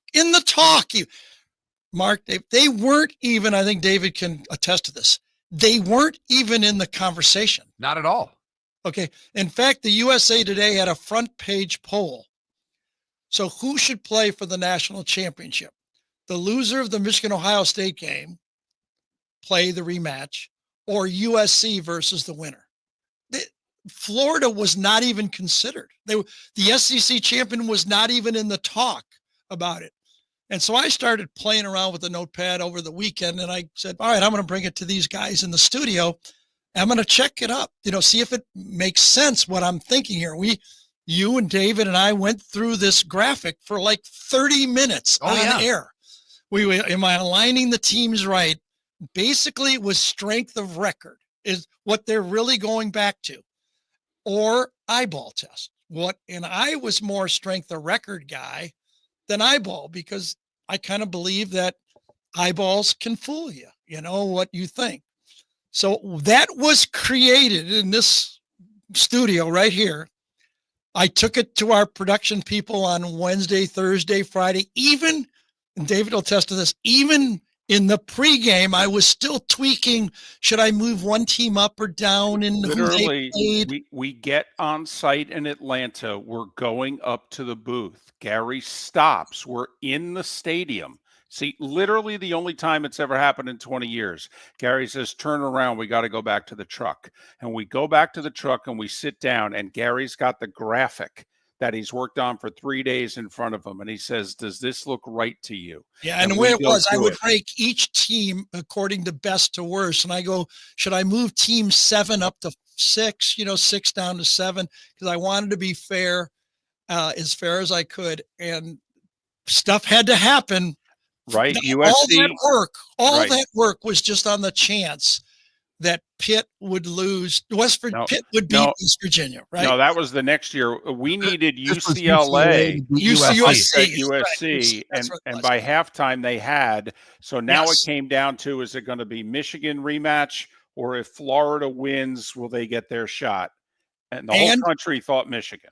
Right. But here's the quick part of it again. And I got destroyed. I got destroyed really the rest of my career for doing that. What people didn't realize, when everybody was watching the UCLA USC game in the first half on SEC TV, in their championship game, I said USC, if they win, should go over Florida if they win, which I got destroyed for saying that. And then as being, an outsider. And then I came back and said Florida should go over Michigan. And I got destroyed by everybody else for being a pro SEC guy. But that was a big change in college football. It was a monstrous change because ESPN, like then, like Yes. now, especially then, they ruled the roost, and they're 4 wide, Yes. saying we have to have a rematch. And it was all Big Ten talk back then. We would drive in the car or watch the truck after the game. After the game, all year, when they did highlights and talking points, they would go 30, 40 minutes into the show and not even mention the SEC because it was Big Ten centric back then. And so that game, and I never said I thought Florida was better. I just said they deserve the shot, and Ohio State deserves to play Florida. If they beat them 50-0, they beat them 50-0. Ended up the speed and the domination of that game by the defensive line for Florida changed everybody's perception of what SEC football was. And that was the shift. That basically was the shift, that championship game when Florida beat Ohio State. Well, and I remember one of the points you made was a very simple one with Michigan, was they just had their shot. But I wasn't saying they weren't good enough. No. Yeah, but when we were comparing wins and losses, Yes. when we were sitting here and went at it long form, it's like, well, Michigan played Ohio State. I know, but what had was their best win? I think that was the other Exactly. part, is what was Michigan's best win? But it also was, if Florida would have lost, I would have been all right with Michigan playing Ohio Right. State again. But there was a team you had to consider. I wasn't saying Michigan didn't deserve that. That wasn't that. My point was they were a second place team, and Florida won the championship, and that was the tiebreaker for me. And I read the rules. That was supposed to be the first tiebreaker, but everybody got caught up, and they still do get caught up in eyeball test. I maintain, and I don't know how much time I have, that if you were able to opaque out players on a game film and have somebody judge a tape, I think the experts could not tell the difference when they were watching a game, whether they were watching Alabama play Tennessee or Purdue play Penn State. They wouldn't know the difference. Or a good MAC game. You would watch it. You can't tell from game tape how good these players are, how big they are, how fast they are. Even if you go to practice, and I think that was showed last year when, Coach Saban went out and watched Florida State, and he goes, this is going to be a good team. I mean, he thought that. I mean, he watched practice. He was there. So it's very difficult, I think, the eyeball test. And so that's why I think strength of record is the way to go. Got about 5 minutes left.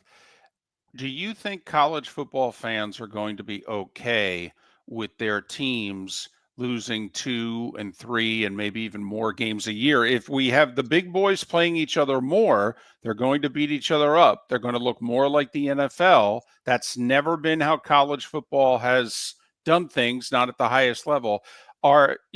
Is the Michigan fan base going to be okay going 9 and 3, the Gator fan base, etc., if it gets them in a playoff?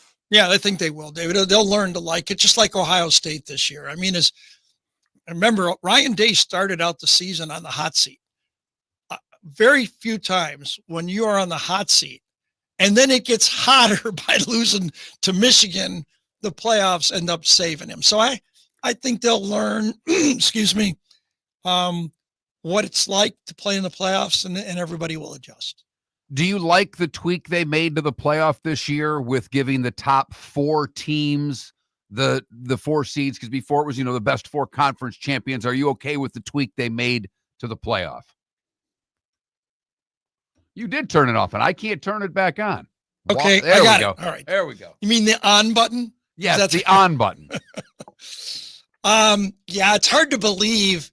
Remember when the rules were made, there were 5 power conferences, and I think it made sense. But once one of the conferences went away, it's hard to believe they didn't foresee, like, we need to tweak this. And they caught the worst case scenario. Ohio State, is a really, really good team, and they got hot. And poor Oregon, ran into a buzzsaw there. It ruined their season, basically. One wonders how it would have done if Oregon would have lost that game and had the Penn State schedule to go all the way, because they were really a good football team. What do you think about? See, when you do short answers, you guys don't have questions right away. Like No, we're trying his to ask notepad something over there. I mean, who knows? We're trying to ask something maybe we haven't asked before. We got people putting in questions in the chat room. What do you think of the Gators this year? Hitting you. Was the kick six the craziest finish you've ever been a part of? I was just a Jim Rome pause there. I was just trying to figure out where I was going.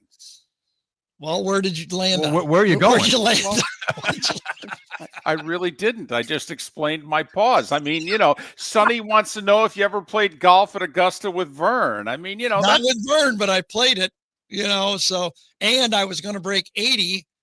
I had it in my sights. I had 2 shots to give, and the tees are way up. It's a 9-iron to put it on the 16th hole. I go, this is Vern's hole. It's going to be lucky. And I hooked it a little bit. It hit the bank and went into the water. I made 5, and I shot 81 instead of 79. Ouch. I know. Ouch. Even Vern would have gone, oh, my goodness. He would have said something like that. In your life. In your life. Have you ever? Or mostly he would have said, Gary? Well, that's inside joke there. Do you have a team that you've kind of circled this year? And not just that you're most curious about? Yeah, the 2 of them, really, that I think Nebraska is one of them. A quarterback went through his, Dylan Raiola went through that first year. It's tough. True freshman quarterback. He's going to have Dana Holgerson as his offensive coordinator. Matt Rule in his 3rd year, I guess, right now, that they should be better. And I think Auburn, too, by the way. They've got this might be their best team in a while. And they got the quarterback that went through a lot last year at Oklahoma, Jackson Arnold, that went to Auburn. Those are kind of 2 teams that I got my eye on. Florida's interesting if they keep their quarterback healthy, because Lagway is really good, when he plays. That's what hits me first of all, and those guys. Well, Nebraska, a lot of people think could be this year's Indiana. I'm curious with Auburn. They play Baylor. People think Baylor's going to win the Big 12, and it's only a 2.5-point spread. So what's Vegas know that we don't? Because Auburn's picked, bottom middle of the Baylor's SEC. pretty good. Right. They got a good team. They do. He's Gary Danielson in studio for the final year of his run on CBS Sports. We're Miller and Moulton. Pat Kirwan to talk the NFL next. If you're a business who targets men, please know there is no better and more economical way to reach your target audience than us at Miller and Moulton. So let us help you make money. You can reach out to Mark at that Mark Miller or me at the David Moulton on X, or text us at 21,000. We have a proven product, a good reputation, and lots of quality segments that we can attach your company's name to. Miller and Moulton, we're like that old pizza box. You've had the rest. Now try the best. Miller and Moulton, millerandmoulton.com. American Paint Supplies, celebrating 30 years in Naples, is proud to be the exclusive Farrow & Ball dealer in Southwest Florida. The best thing to come from the UK since the Beatles, Farrow & Ball has the colors and paints at American Paint Supplies. See why all the designers and painters choose Farrow & Ball. For 30 years, American Paint Supplies provides the perfect pairing of service and expertise on 6100 Shirley Street in Naples off of Pine Ridge, or online at AmericanPaintSupplies.net. American Paint Supplies is your one-stop shop for all your coating needs. Whether you're chasing peak performance, reigniting intimacy, or simply want to feel your best, Game Day Men's Health creates customized game plans to optimize your health. Call 239-427-3441 for our Bonita Springs and Naples location to set up your free testosterone test and consultation. Mention Miller Moulton Radio Show for 10% off your service. Find your maximum self with Game Day Men's Health, Bonita Springs and Naples, Florida. Call 239-427-3441 today. With summer approaching, time to take care of your own house. So stop into the Floor Meisters and see their huge in-stock selection of carpet. The Floor Meisters has 100 rolls to choose from, starting at $2.99 a square foot for carpet, pad, and installation. Come in and ask for Dave and have him show you the Dream Weaver Select. Many styles and colors to choose from to fit everyone's taste. Floor Meisters, 6281 Naples Boulevard in Naples, right next to Costco, or go to the web, floormeisters.com. Honey, you want to come out? I haven't seen you since Glass Doctor installed our custom shower enclosure. No thanks. Well, you can't keep eating breakfast in the shower, and laminating your magazines is getting expensive. You remember we have guests coming over tonight, right? Oh, I'm sure they'd love to see the shower. It's our neighbors, and I highly doubt they want to be hanging out in our bathroom. The shower's so good, you'll never want to leave. Visit glassdoctor.com today and schedule an appointment online. Mark Miller for Sleep Treatment Direct. They are helping me with sleep apnea. And by helping me, I mean curing me. No more CPAP machine. No more snoring. No more tossing. No more waking up exhausted. Their expert team got me the right treatment, fast and hassle-free. If you want to feel energized and get rid of your snoring, call Sleep Treatment Direct today. 444-1741. That's 239-444-1741. Sleep Treatment Direct. Sleep safe and This is Miller and Moulton.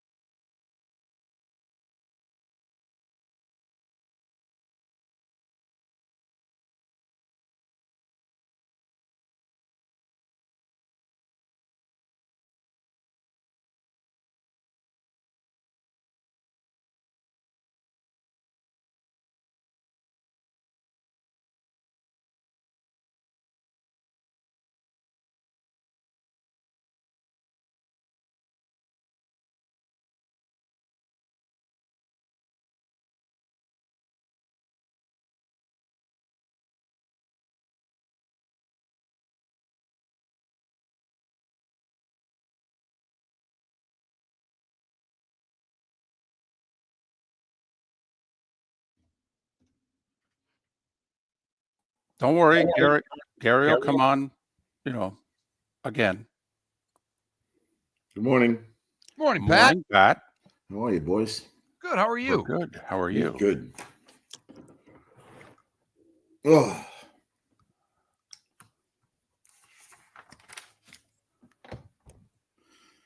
Well, today's death day for a lot of players. Yeah, I was rooting. I had a kid. I actually know both. Went to high school with both of his parents, and their kid played for Grand Valley State and got signed as an undrafted free agent by the Lions and got cut today. I'm like, hopefully, I don't think he's going to make the practice because they've still got 70 and he's not on that. But that was kind of fun to watch someone that I've, kind of known as folks since they were 15 years old, high school sweethearts, and it almost got there. Yep. Well, most of the guys who get cut today are going to be the spring league guys. Yep. It's okay. They can still make it.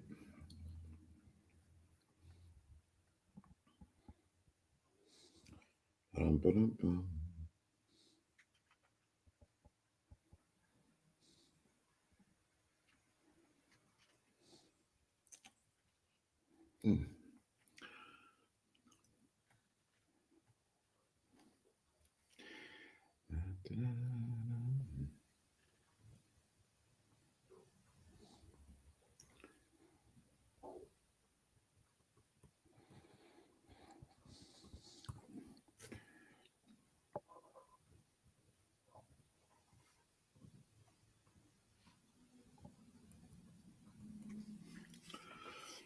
Kyle Trask is going to be done, huh? Finally. It was like he collected a lot of paychecks and wore a couple of baseball hats out, but he never got on the field. They showed their true colors with him. Remember when Baker went there and it was supposed to be a competition? Yeah, and I think it lasted 2 throws. It might have been 3. I'm pretty sure it was 2. And it's My- so funny. The diehard Bucks fan like Trask, the Florida connection. Oh, it's going to be a Yeah. competition. And yeah, not so much. No. My favorite quarterback competition, Juan Stat's the coach of the Dolphins. Damon Heward had filled in for an injured Marino and was and Jay wanted better, and they signed Jay Fiedler. Hey, Long Islander. Oceanside. You're listening to Miller and Moulton, coming at you from the Floor Meister Studios. Floor Meisters, keeping it real. And now, here's Mark Miller and David Moulton. Hour number 3, just past the midway point in Jacksonville, Tampa, St. Pete, Fort Myers, Naples. Final hour of the show, Lake City, Live Oak, surrounding areas, Port Charlotte, Venice, and surrounding areas. Miller and Moulton, millerandmoulton.com, Miller_Moulton on X. Gary Danielson talking college football last hour. David Samson to talk baseball and other things next hour. We begin this hour with Pat Kirwan. He of NFL Radio's Moving the Chains and CBS's NFL Today show. Pat joins us, courtesy of Pinchers, Tampa to Key West, all points in between. Pinchers, where you can't fake fresh. Was today, cut down day, your least favorite day on the job? Well, it was sad in a lot of ways. You kind of started cheering for guys that were just try-harders that really couldn't do it. And we meet literally during camp every night. So by the time we get to the day, which is this one, you already know what you're going to do. And only injuries get in the way of your real decisions. We did not have the kind of size practice squad they have now. So it was a whole lot different in that area. No veterans on the practice squad. And I think we had 5 or 6 when we first started. So it was a different deal. There was no parachute for a lot of guys. And, the salary cap was one of the years, I think it was like 94. You probably remember this one, David, but I can't remember the exact year, but it was a total nightmare because the cap went up. Not at all. It just went up like $50,000, something insane. And it caused you to have to do a lot of things. It was really you still had some players under contract before there was a CBA when you didn't think about that stuff. So it was, you were letting some good players go for cap reasons as people started to learn how to manage the cap. And yesterday I was looking at Dallas's cap for next year, which is always the way a smart guy would do it.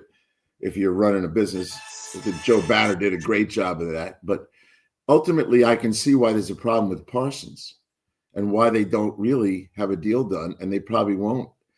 Next year is a disaster. You wouldn't want next year to be the first year of Parsons' new deal so they can get a nice low number to start it off. And it's pretty scary what's going on there, just to bore the listeners, but this stuff is why things go on. Next year, Dak will count over 24% of the cap. CeeDee Lamb will count almost 13%. So those two guys are 36.7% of the cap. Plus, Zach Martin would still be on the cap for 5.3%. So that's 42% of the cap without Parsons. If you do a deal with him this year, second year, you know what's going to happen. That's going to be a big blown up number and maybe 10% of the cap. That's 52% for 3 active players. So they're stuck in a bind, and I think that's why they'd like to wait till next year to really do a deal with them. Okay, then the other thing that Jerry had kind of alluded to is that I've got him for 3 more years. Well, dummies like me think play this year under contract, tag. Pat, what you're saying is already bad for Dallas, but if they tag him for next year, isn't it even worse? Yes.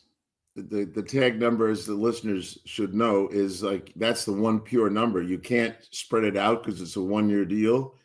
The tag, David's been keeping his eye on that growth of the tag for the edge rusher, which I had to explain to a guy yesterday. I said, ever since Terrell Suggs, if you prove you go forward more than you drop into coverage, you're an edge rusher. And that cap number could be gigantic.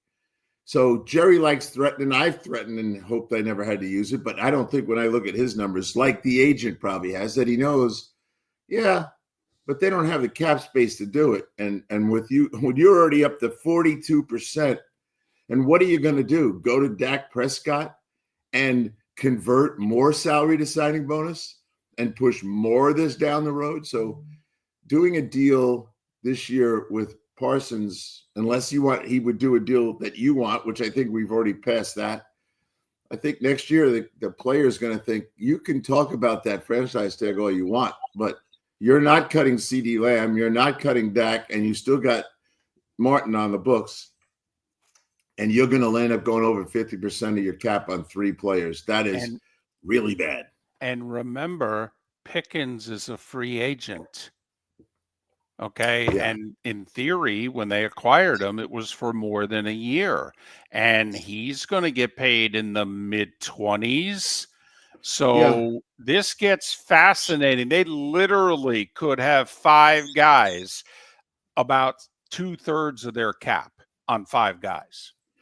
And that means guys are walking away because the club can't do it. And so right now, just on simple math, if 3 guys take up 50% of the cap, that leaves 50% for 50 players, plus the injured reserve, plus the PUP, and plus the practice squad. All right. So, tough. 2 deals got done yesterday. Yeah. Let's start with Hendrickson and why that ended up just being a raise. No real length of no term extended. They were fighting over guaranteed years and ended up just giving the guy a raise. Who won that deal in your estimation? I think the club won it. I get why the player finally, and he's got kids and he wanted to be there. But if you just look at the deal, and this is what I want to make sure I find out today. So they quickly advertised it as a $30 million 1-year average. If you looked at it that way, you would then say, well, he's paid like on average for the 1 year, he's like the 5th. But when you really look at this, he's scheduled to make 15.8. They gave him 14, so that's 29.8, just to be sticky about what 30 is. Then you have to ask yourself the following questions. Did he get, if you miss a preseason game, it's a game check, a real game check. His game check was $877,000 a game. 3 of those is $2.6 million. And then he missed all those days of practice. That's another $1 million. So when the dust settles from those things, if in fact, I'm pretty sure they're going to have to enforce some of that, he might land up making $26 million. It might be that way, and we'll wait to see exactly how they're handling that stuff. But the part that gets me, I'm glad David wasn't the agent because he would never do this. They let the Bengals keep the franchise tag if they want to use it on him. Exactly. What the heck? Yep. In fact, if I was Hendrickson, I would have come in and played for the $16 million for this year if we could have gotten them to agree that they couldn't tag me in the future. I would have taken the $14 million hit this year because I know if I stay healthy, I'm more than going to make that up in my deal in the offseason with whoever signs me. Right. So the 30-year-old who's going to be 31 in December is now on a $30 million, 29.8 exactly, minus whatever the penalties are, followed by a 32-year-old free agent or a franchise tag player. I as soon as I saw the deal come in as 1, which he did last year, right? He did a 1 to get to this point. What I said is this is as long as he gets out from under the franchise tag, he's okay. He did not get out from under the franchise tag. So when you ask Mark who won, the Bengals won. All right, let's go to Washington. They finally were able to get McLaurin signed. Would you feel the same way there? Because they had a difference in opinion of what he was worth, and McLaurin got the number from all indications that he wanted. I'd argue, however, both win because you and I and David all think if Washington doesn't have McLaurin to start the season, that's not a good thing for their second-year quarterback. Yeah. So in fairness, look, they offered him $28 million a year months ago. he's turned it down. Now, what we don't really know is the exact language of this deal. But since it's advertised this way for the day, by Friday, we probably will have a different conversation. But it's going to be over 30 million.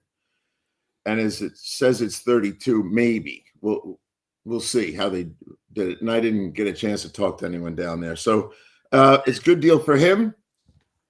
It's got length in it. Now, where is the bubble out of this so they can skate out from under his deal? I hope it's at least 2 years. If it's 1 year and they can get out, that would not be a good thing for Terry. But he got some money. He got his average up, and he's happy to be there.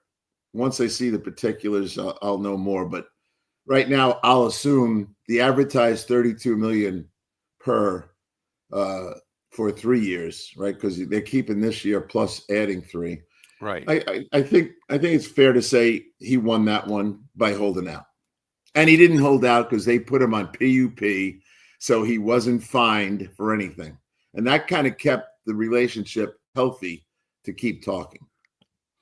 Raiders had an interesting day yesterday, so they can't come to an agreement with Jacoby Myers. He then requests a trade. We'll see about that. But they signed Amari Cooper, 31-year-old wide receiver. Remember, was the first-round pick of the Raiders 10 years ago. But then they also give up a fifth-round pick for Kenny Pickett.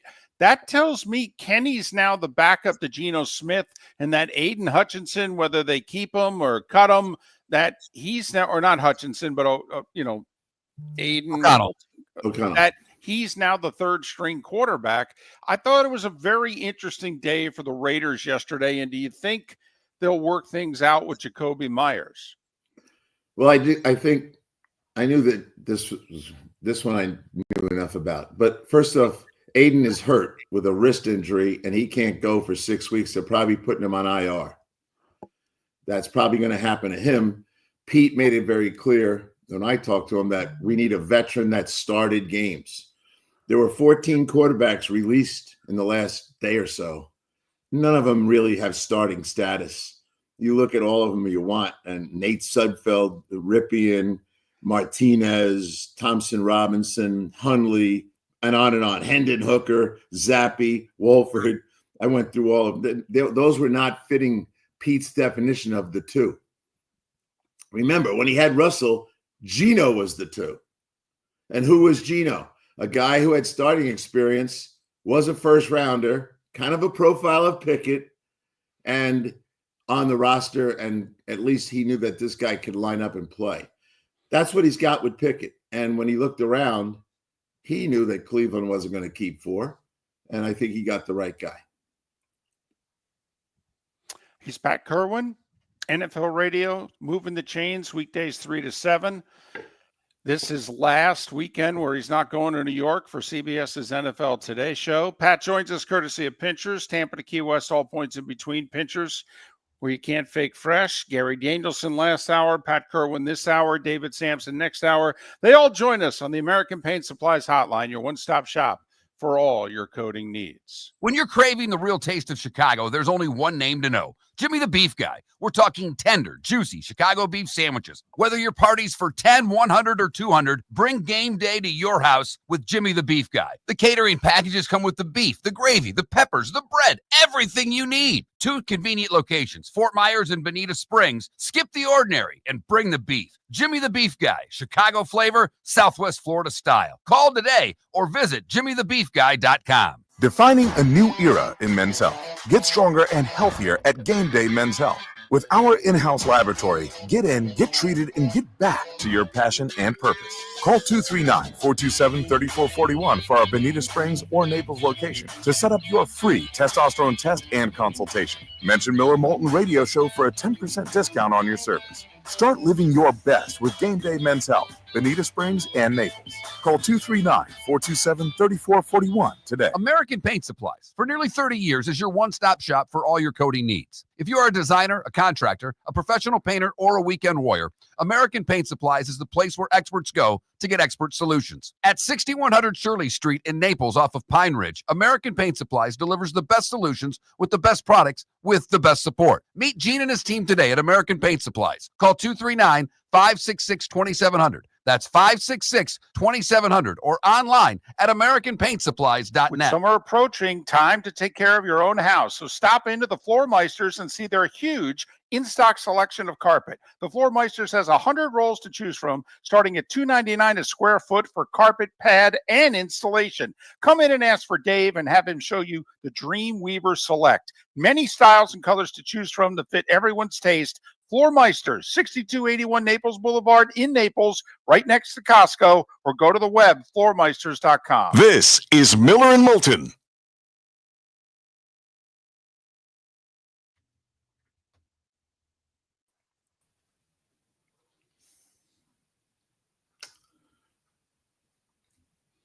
Well, they did not take Amari Cooper to replace Jacoby. No, they've been begging for a receiver all summer. Right. Yeah, they need a number 2 receiver. Yeah. Yep.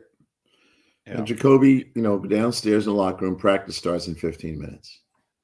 Right.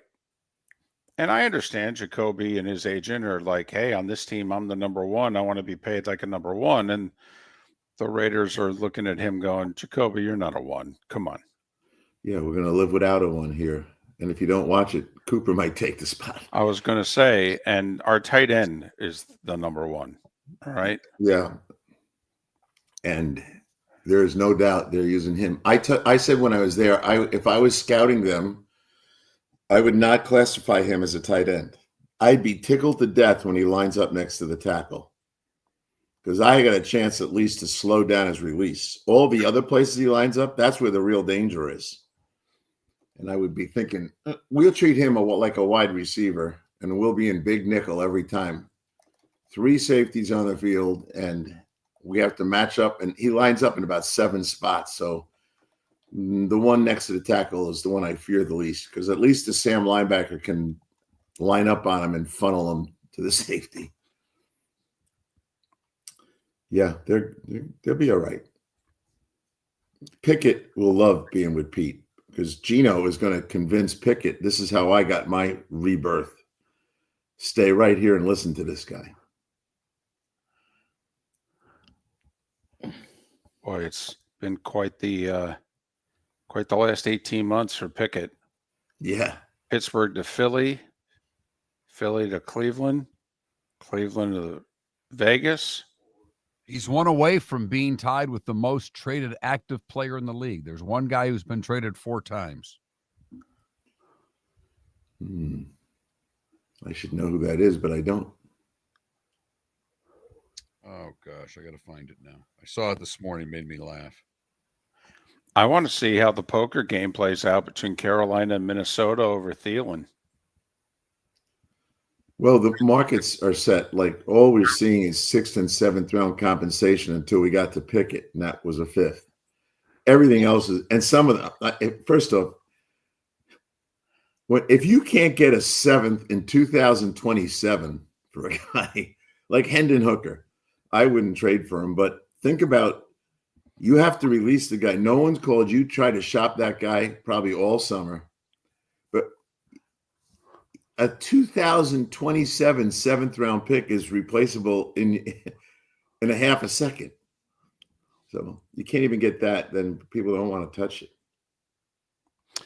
But in Thielen's case, there's that contract involved. And so Minnesota reportedly is like, listen, we'll give you a 7th because we'll take on the contract, or you want better compensation, you got to take on a lot more of that contract. Well, when Washington paid $1.25 million of Brian Robinson's to move him for a 6th round pick, right? Your leading running back who's young, and you need a guy behind McCaffrey, and you need a guy that sometimes might have to play instead of McCaffrey to see how healthy he stays. And you have to give up $1.25 million of the salary and get only a 6th round pick. By the way, it's Brandon Cooks that has been traded more. Oh, I should have known that. He's had 4 trades. Cookie, yeah. Which ties him he's with still a good player. Which ties him with Eric Dickerson and Kiko Alonso for the overall record, but he's active. Well, I should have known that one. And as I said, he's still a good player. He's like he's a really solid, like, third guy. And I know guys who've coached him, they kind of like the guy. He got shuffled around there. Didn't he start in New Orleans and go to New England? Cooks? Yeah. New Orleans to New England, New England to the Rams to Houston, Houston to Dallas. Yeah. I remember when New Orleans came to scrimmage, Belichick, he never went home on the bus. He stayed. Welcome back to Miller and Moulton. Text the guys what's in your mind at 21,000. That's 21000. And now, here's David Moulton. Our remaining moments with Pat Kirwan, NFL Radio moving the chains, weekdays 3 to 7, coming soon, Saturdays 2 to 5, and then Sundays he'll help produce CBS's NFL Today show. Pat joining us once again, courtesy of Pinchers, Tampa to Key West, all points in between. Pinchers, where you can't fake fresh. We've had a few semantics questions, kind of like, so if a guy gets released injured, is the team done with him? Do they pick up health care? Does he still get to, deal with their training staff? I mean, how does that work? Because that's supposedly what the Bucs are about to do with Kyle Trask, release him injured. I know you get some cash when you get released that way, but are they done with you after that? Okay, so when they put you on the waiver wire, all right, if you're waived or released injured, the waived guy, if he's not claimed, reverts back to the old team, and he's on injured reserve. The released guy is probably going to try to do and get an injury settlement. And so now, why would a player do that? Some guys are going to try to fight for the whole side. Almost all of them will take a settlement, because if you take the settlement, usually when I did them, we always would argue about 4, 5, or 6 weeks. So let's just give them 5 weeks. And here's why the rules encourage the players to take the settlement. Because once you take that settlement, you're getting paid for 5 weeks. And if you think you're going to be healthy in 5 weeks, you want to be able to go out and get another playing job. Plus, they changed the rules so you could actually go back to your old team, which you never could do before. Once you took an injury settlement, you couldn't go back to that team. So there is some reasons to do it. And some players are going to try to go to court and fight for their salary, but usually they're going to get and you're going to get the money now. And if you know you're going to be better in 5 weeks, then you're okay doing it. So you'll see injury settlement stuff coming in like crazy. Pat, the other thing I noticed this week that I guess I had just never paid attention to before is that not only is Tennessee first on the waiver wire because they had the worst record in the league, they stay that way for several weeks into the NFL season. It doesn't change early on. So it kind of shows why so many of these pre-cut trades are made. Guys are searching for certain players and know that Tennessee is a roster that needs to be improved. So we'll see Tennessee be pretty active today on the waiver wire, right? Well, they should be. And now if their pro personnel department's done a great job, because they knew all summer they were going to be first on the waiver wire. So they've already said, we're going to try to, and here's the problem with coaches. Coaches don't, some of them, I work for a bunch of them, some of them don't want these guys because they worked all summer to install their offense, especially the offense. And now you're telling the head coach, hey, coach, we could claim this guy. He's better than our fourth receiver. Well, the coach is going, yeah, but my fourth receiver knows what he's doing in our system. And we got a game next week. And if I claim this guy, he's going to be on my 53-man roster. And I got to fire someone that I wanted to keep 3 days ago. So if you know you got 3 of the 53 that you really want to get rid of, and you've protected yourself by saying, we're going to replace them with waiver wire claims. Good. But to much to my surprise, when I first got in this and we had a high number, I realized coaches don't all want to do that. They're fired. They fired a guy, and you want me to fire a guy I trained in order to pick up that guy. So it's not as smooth as you think, Mark. It's a little hostile sometimes. Okay. Except if the coach on your building had that guy before. That's a different story. If someone's waving or cutting a guy that you coached before, you go down and say, hey, coach, Joe's getting cut today. And I hate the word cut, released or waived. Oh, great. I love him. Yeah, get him. We'll get rid of Johnny Boy here. You know, that's how that goes. But yes, they should stay active with it. It's all part of the theory of balance, right? Equity, that you're going to get the first pick in every round, plus you're going to get the first shot at the waiver wire. And Billy Callahan has coached a lot of linemen. And he sees any lineman he coached on that waiver wire, he's going to want to claim him. Pat, anybody being let go or has already been let go that has surprised you? Like, I think Cam Akers can still play in the league. Curious that the Dolphins moved off of Mike Hilton. I would think Cam Akers would be one of the 4 best running backs in Dallas yesterday, but I'm just curious. Anybody let go that surprised you? Mike Hilton I got the whole list in front of me. I don't keep everyone's name. I keep the guys that I think are on someone's emergency list. So Mike Hilton should be way up the top of that defensive back list. When you go past him, first off, there's a couple of positions that it's really nothing. You look at the O-line and realize where everyone's looking for depth, there's really nothing's coming out. Lyle Collins, Dan Skipper, Jimmy Morrison. Those guys are not good players. Kenyon Green, but that's it. So if you need a lineman, and we know a couple of teams that have lost some linemen to injuries. Ethan Posick just went down the other day in Cleveland, right? The center. Yep.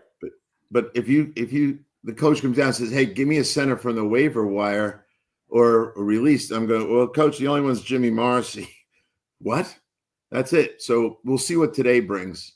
A couple more guys, but it's weak there. The quarterback world, there's a lot of them. That's the heaviest list, but they're all going to the practice squads. That's what those guys are. Pat, David probably more than any of us, higher on the Commanders heading into last year, heading into the season. We're going to be wrong. All of us are going to be wrong about a team that we thought was going to be bad that's going to be way ahead of expectations.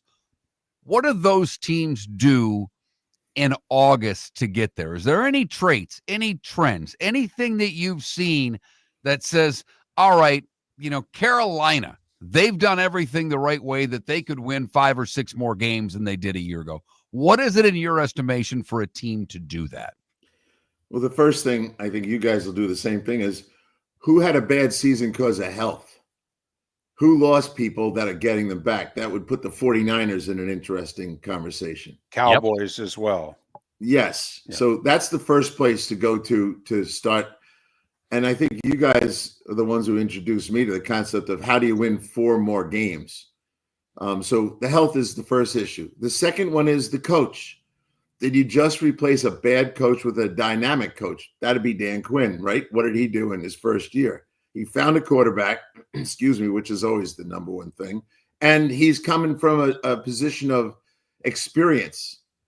He knew how to cut the roster. He knew how to keep guys he should keep and get rid of guys he shouldn't keep. So you start thinking about who are those coaches.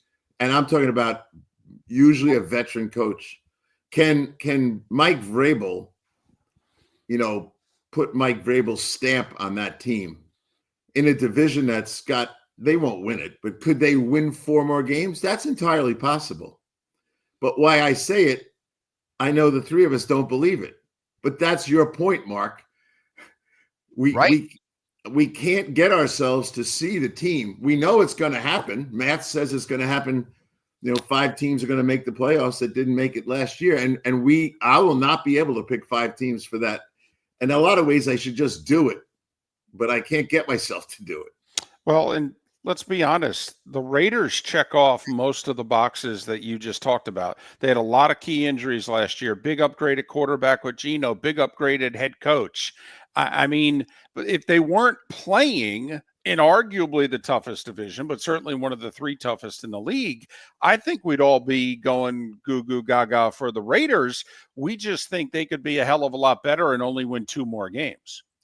Yeah, because of where they are. So there's another point. So when you look at the weak divisions, and it means there's such thing as a weak division, I'll call them weak divisions, and we think we know what they are. The AFC South, The NFC South is a one-team division right now. So when you look at those divisions, you see growth. Now, I'll ask you, David, could you see your Giants winning 4 more games?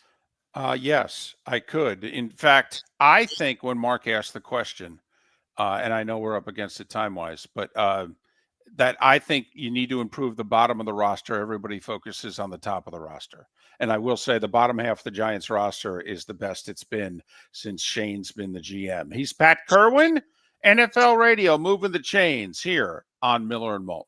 For over 50 years, the Nolan family has been dedicated to protecting local families. Nolan Family Insurance is a second-generation independent agency that specializes in home, flood, auto, and boat insurance. They take the time needed to explain your coverage options and answer your questions so you can make an informed decision that's right for you. If you're looking for an agency that treats you like family, call 941-639-1122 or go to nolanagency.com. That's 941-639-1122. or nolanagency.com. Mark Miller for Sleep Treatment Direct. They are helping me with sleep apnea. And by helping me, I mean curing me. No more CPAP machine. No more snoring. No more tossing. No more waking up exhausted. Their expert team got me the right treatment fast and hassle-free. If you want to feel energized and get rid of your snoring, call Sleep Treatment Direct today. 444-1741. That's 239-444-1741. Sleep Treatment Direct. Sleep safe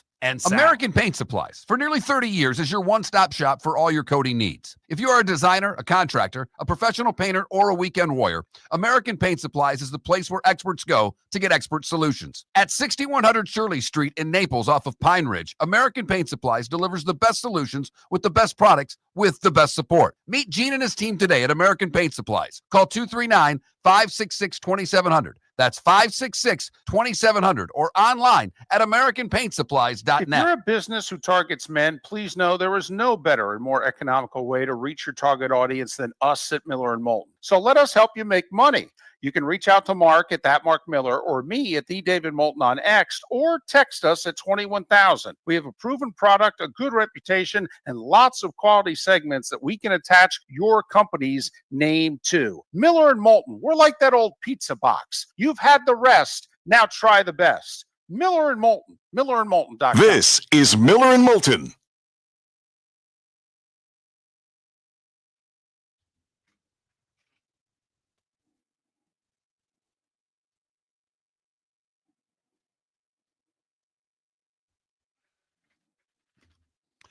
Funny, Tim, I'm not. I get where you're coming from, but that means Penix has to take a big step forward, and I don't know if that's going to happen. I mean, to me, they're still playing with a rookie quarterback who's going to make rookie mistakes. But I understand where you're at, Tim. I do like their receiver. I think he's solid. The tight end's never done a damn thing, and they've got a great running back. Not a good running back, a great running back.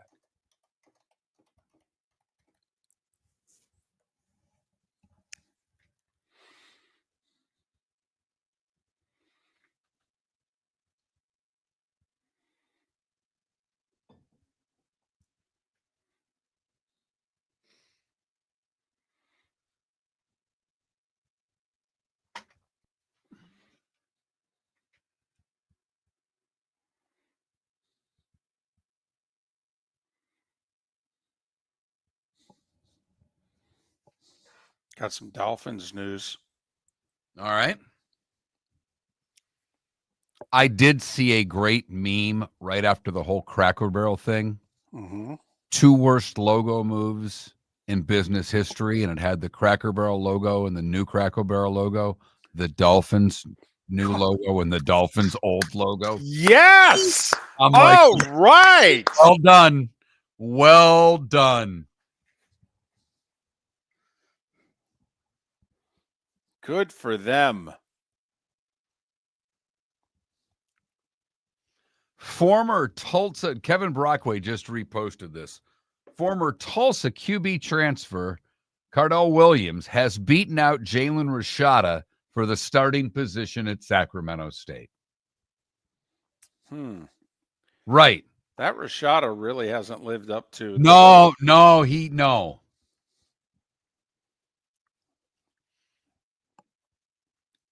Adam Schefter saying that Cam Robinson from the Texans is possibly getting traded. We talking tackle Cam Robinson? Tackle Cam Robinson. They say the rookie, and I couldn't say his first name if my life depended it. Ariante Ursere has impressed this summer and looks to be the man the Texans looks to be ready to man the Texans left tackle position. All right. So that means they've gotten rid of Tunsil and Robinson. Yeah. Holy cow. Oh, it was yesterday. I wish I'd have had that. Yesterday in 97, FGCU held its first classes on campus.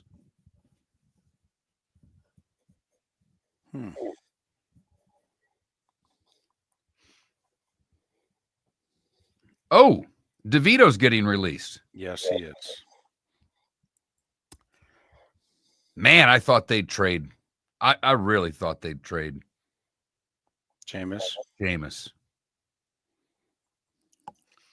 I don't know where you want to go here besides that Dolphin news, but we want to do this for Monday. I wouldn't mind going back to the Portnoy and also the fact that, well, people like me might not be able to watch the game Saturday at noon. Yeah. Okay. Do you want me to then mention the Dolphins thing or no? Yeah, I come off Okay. you see that safety that they're the corner. Russell Douglas, yeah. Yeah, absolutely.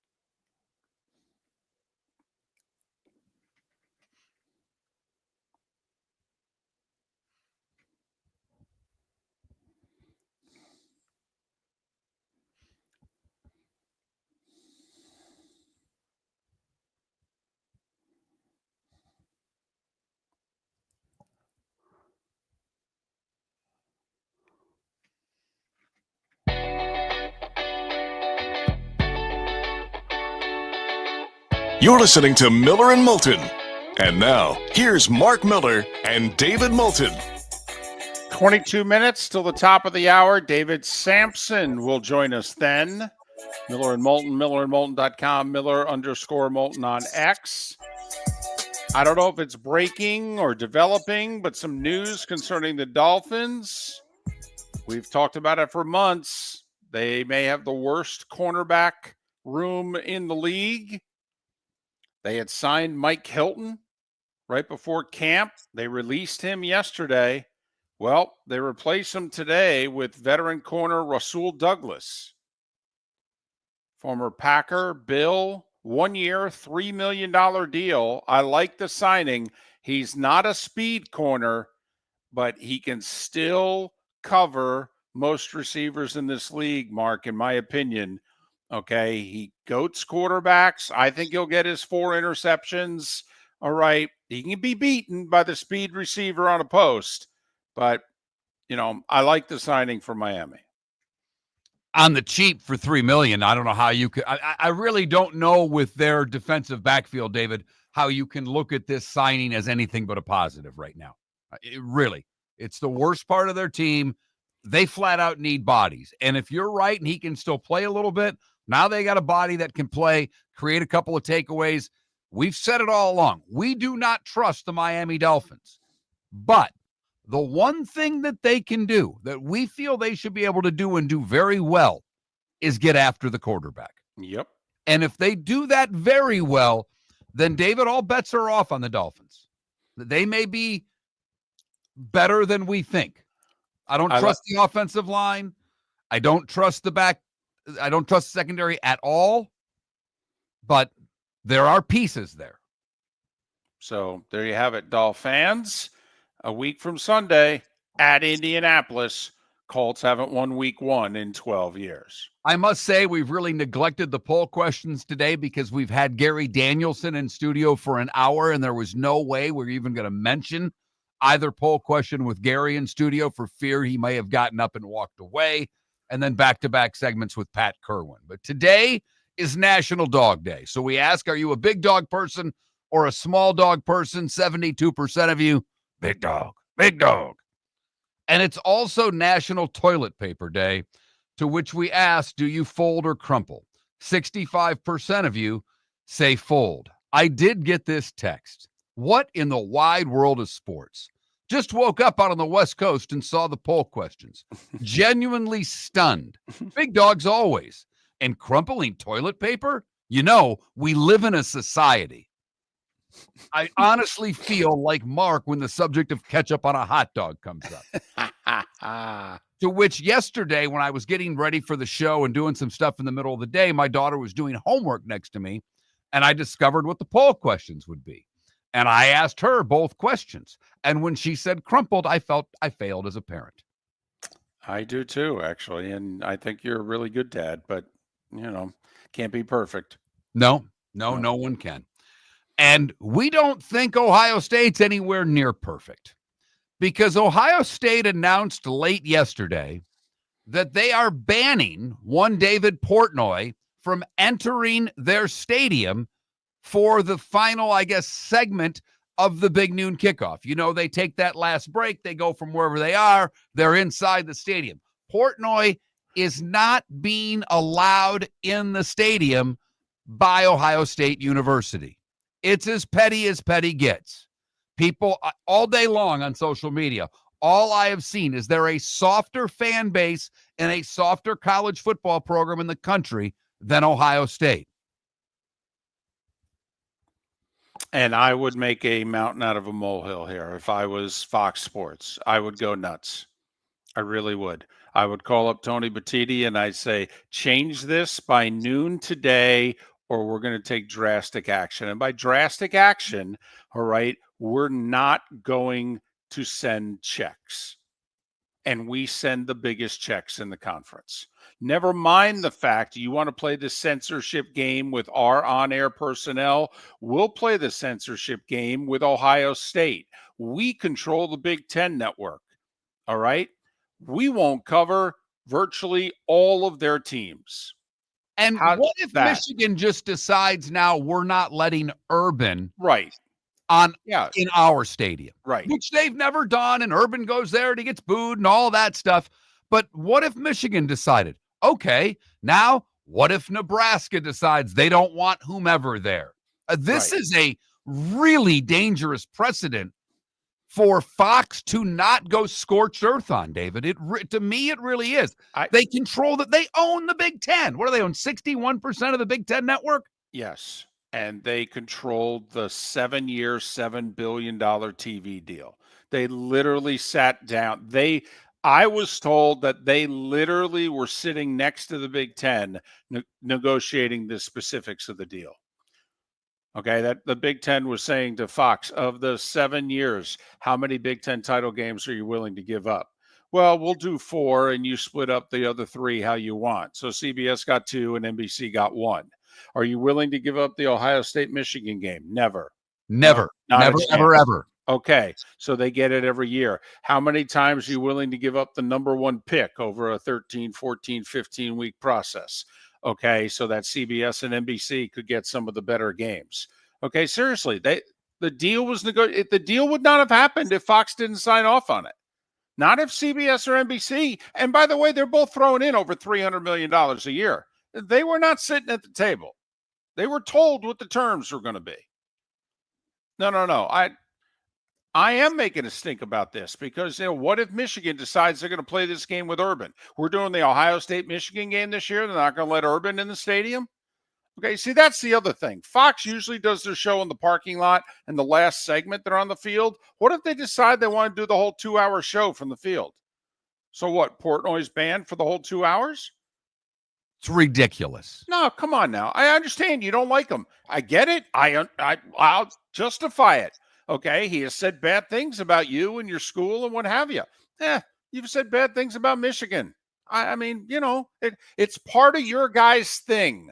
You suck. No, you suck more. So don't you have to take it?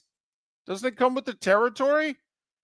Now, Portnoy, for the record, at least initially, and I've not seen anything this morning, he kind of took the high road on X. He said, I blanking love this rivalry, posted a picture of him in sunglasses and a fake mustache. That was liked and responded to by Connor Stallions, who simply said, you need tickets, bro. Yeah. I mean, that is so fun. You could hate everything about Michigan and Connor Stallions and the sign stealing and all that stuff. Funny's funny. Yes. That's funny is funny. David and I have lived by that for a long time, whether it comes at us or we're the ones delivering it. Funny's funny. And Ryan says in our Twitch chat room, don't you think some part of Fox is happy because of all the attention that it's getting? Yes. However, what if Michigan wants to take it further? What if USC wants to take it further? I mean, I'm sorry. You got to draw the line here. And you could even say, you could call Tony Petitti in a good mood. If you're Fox, you could say, just see what Ohio State did with Portnoy? Listen, that's funny. It is. That's funny. Tony, you got to call them and get them to change it, though, because obviously we can't show up at the big house and they're not. Then all of a sudden they decide Urban can't go. And come on. I mean, it's funny, and tell them it's funny. Okay. And if they want to throw a pie in his face, okay, we'll even do it. Okay. But come on. Gotta draw the line here, Tony. Grow a pair. Absolutely. And I don't care what their position is. If Petitti comes at them or Fox comes at Petitti and Ohio State says, against our better judgment, we're letting, I don't care how they do it, but they have to let him in. You can't do this. Hey, listen, Ohio State could release a statement and say, listen, we were strong-armed. We hate everything about this. We hope his car breaks down on the way from the hotel to the stadium and that nobody helps, get the car started. Okay. Blah, blah, blah. But also mentioned in the release, by the way, we had to allow him contractually, okay, or else Fox was going to, not send us millions of dollars. But the other side of this, too, is that we all know what fans are short for, and we all know how stupid fans can be when put in masses. The problem's never with one fan. It's 100 or 1,000. What are you telling the Ohio State fan in how to act from 10 to noon for those that are going to go to the Fox area for the tailgate, if you will? What are you trying to entice with them and Portnoy? I think what you're doing is dangerous. It's one thing for the local Columbus station to go nuts and put a poll question out there. Should we allow Portnoy on campus and all of those things? It's another when it comes from Ohio State University. Oh, I'm sorry. The Ohio State University. I think you could argue it's now the softest fan base in the country based on this, and it's led by their administration. I don't know. The hate in the SEC is every bit as vitriol as it is in the Big Ten. Could you imagine, like you said earlier, I think you gave the perfect example, and Tim Tebow's doesn't say mean things about people, but Georgia, no, we're not letting Tim Tebow in. Right. Imagine the SEC pregame show shows up in Athens and they just go, yeah, he can't be a part of it. Why? He's Tim Tebow. He's a Florida Gator. We hate the Gators. Okay. So he can't be a part of it. Or for the Iron Bowl, Alabama says, no, Charles Barkley can't. I know he's going to be helping you on your pregame. No, he can't come on the field. Right. He can't be your guest picker today. Sorry. All right. Not at Bryant-Denny Stadium. Oh, okay. I'm sorry. The SEC can rule the world in pettiness when it comes to fan bases. Right. I wouldn't even put the SEC up for doing something like this. It's Ohio State that did it. And obviously, the one crazy Alabama fan ruined the trees at Toomer's Corner. I mean, stuff happens. I wouldn't be adding to it. Never mind from Fox's standpoint. Okay, petty, funny, however you want to look at it. Yeah, sorry, can't allow it, though.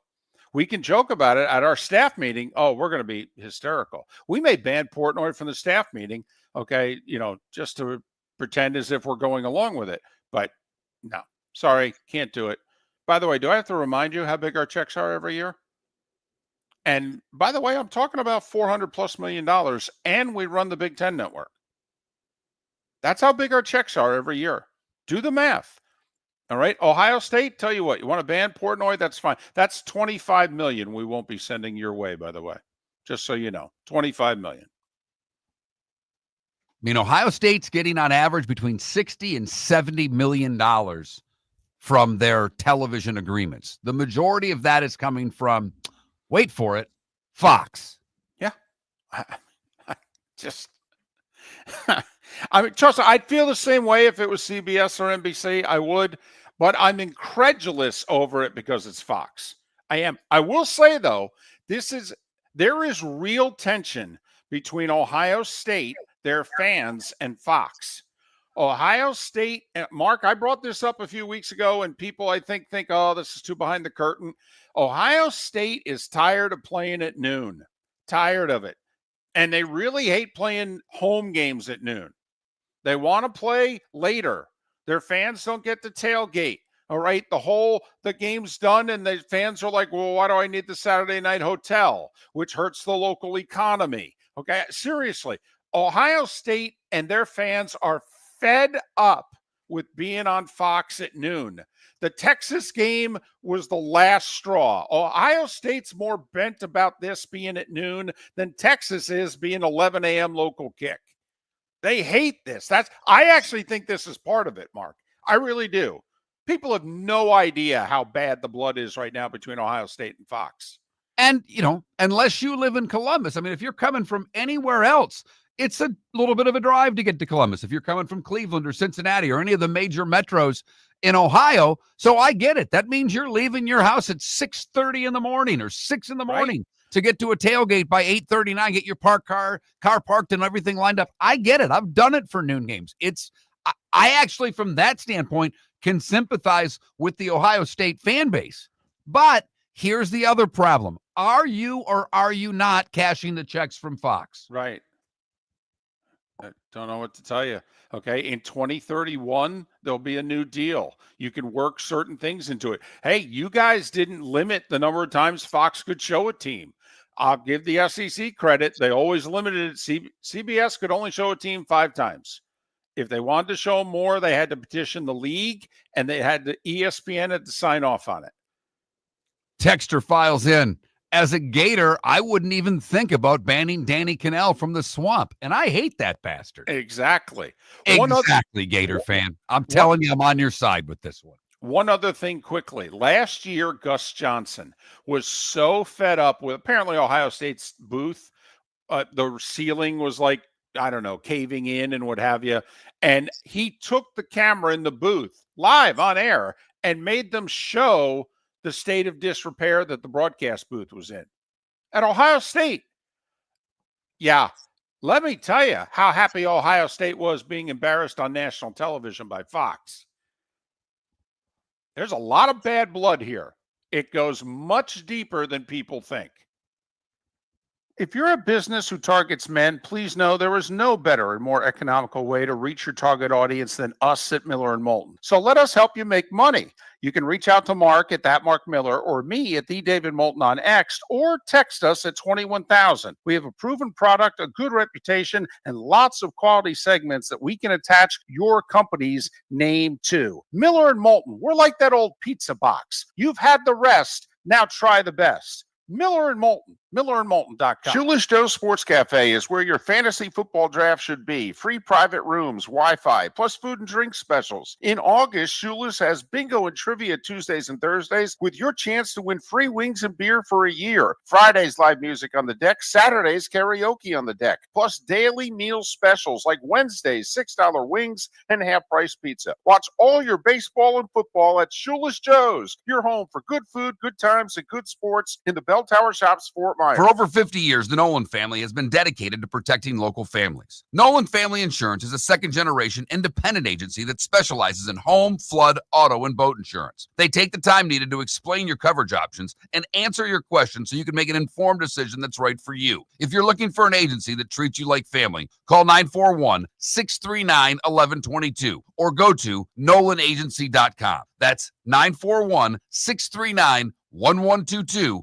or nolanagency.com. With summer approaching, time to take care of your own house. So stop into the Floor Meisters and see their huge in-stock selection of carpet. The Floor Meisters has 100 rolls to choose from, starting at $2.99 a square foot for carpet, pad, and installation. Come in and ask for Dave and have him show you the Dream Weaver Select. Many styles and colors to choose from to fit everyone's taste. Floor Meisters, 6281 Naples Boulevard in Naples, right next to Costco, or go to the web, floormeisters.com. Think we only fix windows? Think again.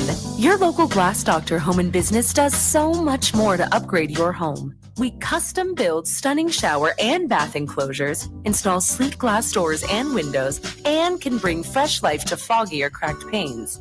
Need a glass tabletop or a statement mirror? Yep, we do that too. If it's glass and it's in your home, we're the team to call.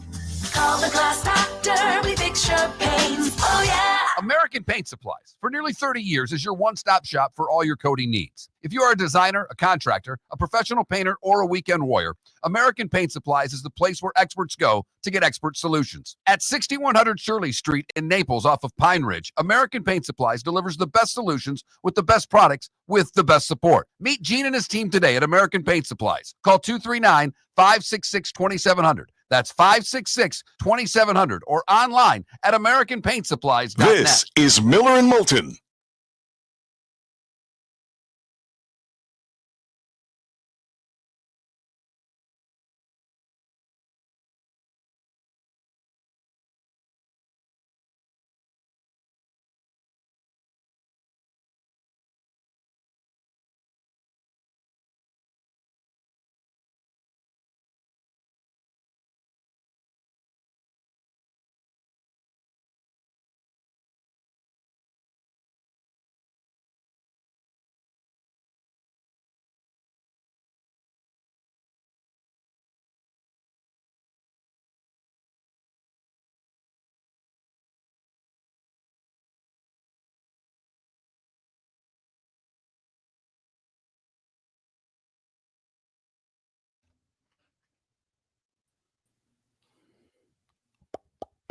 Morning, David. Good morning. How was your show? I took yesterday off, so it was like a Monday show, but it was good.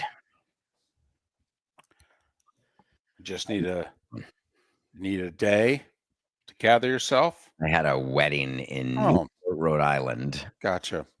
on Sunday night, and taking a day. And I'm going to to Tokyo for next weekend for a day. I'm literally going to Tokyo for a day. Who does that? I mean, other than you, anybody? Idiots. But I'm leaving Friday after the show, and I'm back Monday, and it's Labor Day, so I'm not missing any shows. How many hours of flight is that? Are you in New York to Tokyo direct? Yeah. It's Okay. New York to Tokyo direct. It's about, I'm going to say about 26 hours of flying. And how much time will you be in Tokyo for? I'll be in actually a place called Nagoya. I leave Friday at 10:30 a.m. and I get into Nagoya at 6 p.m. Saturday night, and I leave Monday morning. So I'll be there for 36 hours. Okay, so at least you'll be on land longer than you'll be in air. Yeah, I will be on land longer than I'll be on air. Good. That is correct. It's not my best plan, but it is a plan nonetheless.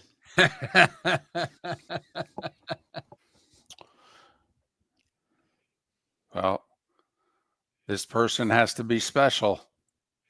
Ichiro is definitely special. That's who I figured it was. Yes, it's worth it. I say that now, but when you see me a week from today, I'm going to say just 6 hours into your flight home. Okay, that's when we want to know. It's 2 glasses of wine, 4 Ambien, 2 Xanax, and 6 movies, and then I'll be almost home. Wait a minute. You mean to tell me you won't even be able to sleep on that flight after that schedule? Yeah, I'll have to. I'll have to sleep. Gonna say. I will have no. I'm actually thinking of staying up all night Thursday night. So when I take off at 10:30 you're a.m., out. which Yes. is 11:30 p.m. Tokyo time is when the plane leaves Friday night. Do I'd it. like to go right to bed. So I'm going to That's do an actually all nighter. really smart.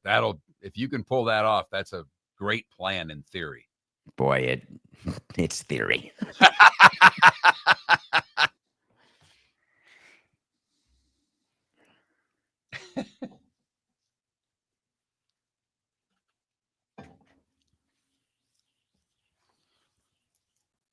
I can't imagine being on a plane that long. Now, do you have the full lay down seat? I do. I'm lucky enough Attaboy. to do that. I figured as much. I mean, I don't know if I could recommend that trip unless you were completely horizontal.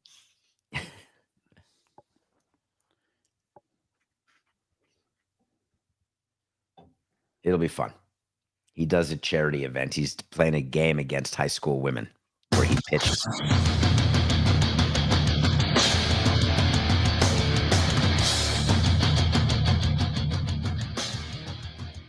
You're listening to Miller and Moulton, coming at you from the Floor Meister Studios. Floor Meisters, keeping it real.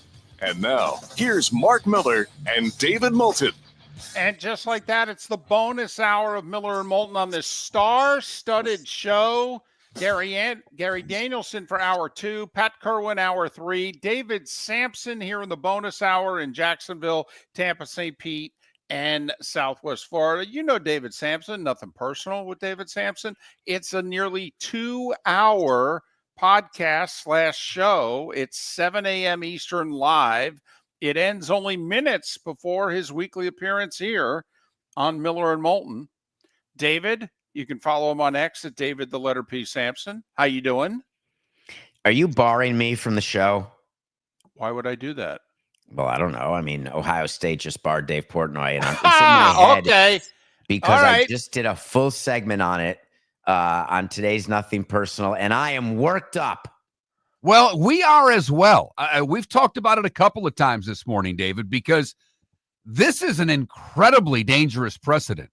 I mean, not to mention that Ohio State's getting somewhere between $60 and $70 million a year from television, and the majority of that money, wait for it, everybody, comes from Fox.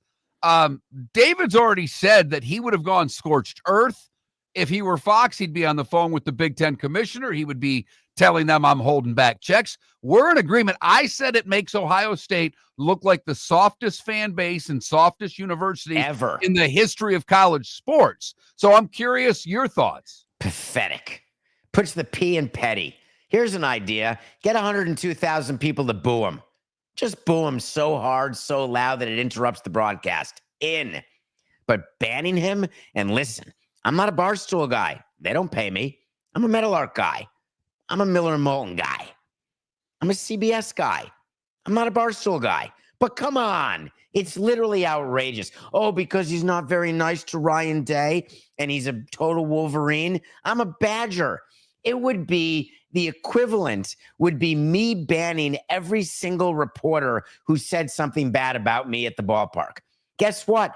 There'd be fewer fans in attendance than there are already. It's literally idiotic. What's the worst dispute you ever had with a member of the media? Oh, easy. Mike Berardino. Do you know that name? No. Ooh, that makes me happy. I don't Then know the it worked. dispute, but yes, I know the name. We moved from Montreal to Miami in 2002. And Mike Berardino he was a beat reporter for the Sun Sentinel in Fort Lauderdale. He now is in Minneapolis, I think, if he still has a byline, which I don't know. And he did a cover on Baseball America. You can Google it. And it was an article how I stole fax machines and pitching machines from Montreal, leaving them bare as we moved from Montreal to Miami. Did a full cover story on it with a source who was a disgruntled employee, shocking because he was bad. Oh, by the way, not in baseball anymore. And we were done with him, but we didn't ban him. But here's what we did do. No one can talk to him. And so we did not leak anything to him. We didn't allow any of our baseball people to talk to him. When he was in a scrum and asked a question, didn't answer any questions from him. We did what I like to call the SB, the soft ban. The soft ban is way more impactful than the hard ban. And that's what Ohio State just did to Portnoy. Yeah, it's like as if Portnoy needed any more juice Right. to go. And shockingly to me, and I'm not a Barstool guy, I'm unbelievably impressed with Dave Portnoy's story. I mean, what Me he too. did and what he accomplished. What a it's business. the American dream. I mean, it is flat out the American dream. But he actually took the high road. He didn't go scorched. I mean, I thought when this happened, it would give more fuel to the fire, and he may still do it. But so far, he kind of had fun with it. I'm a little surprised there. No, actually, I'm not. Here's why, Mark, because this actually plays to his benefit. It humanizes him. It actually improves and increases his likability. Speaking as a guy who's always looking for little nooks and crannies where I can find a modicum of likability, when you get this happening to you, you lean into it and you go full victim.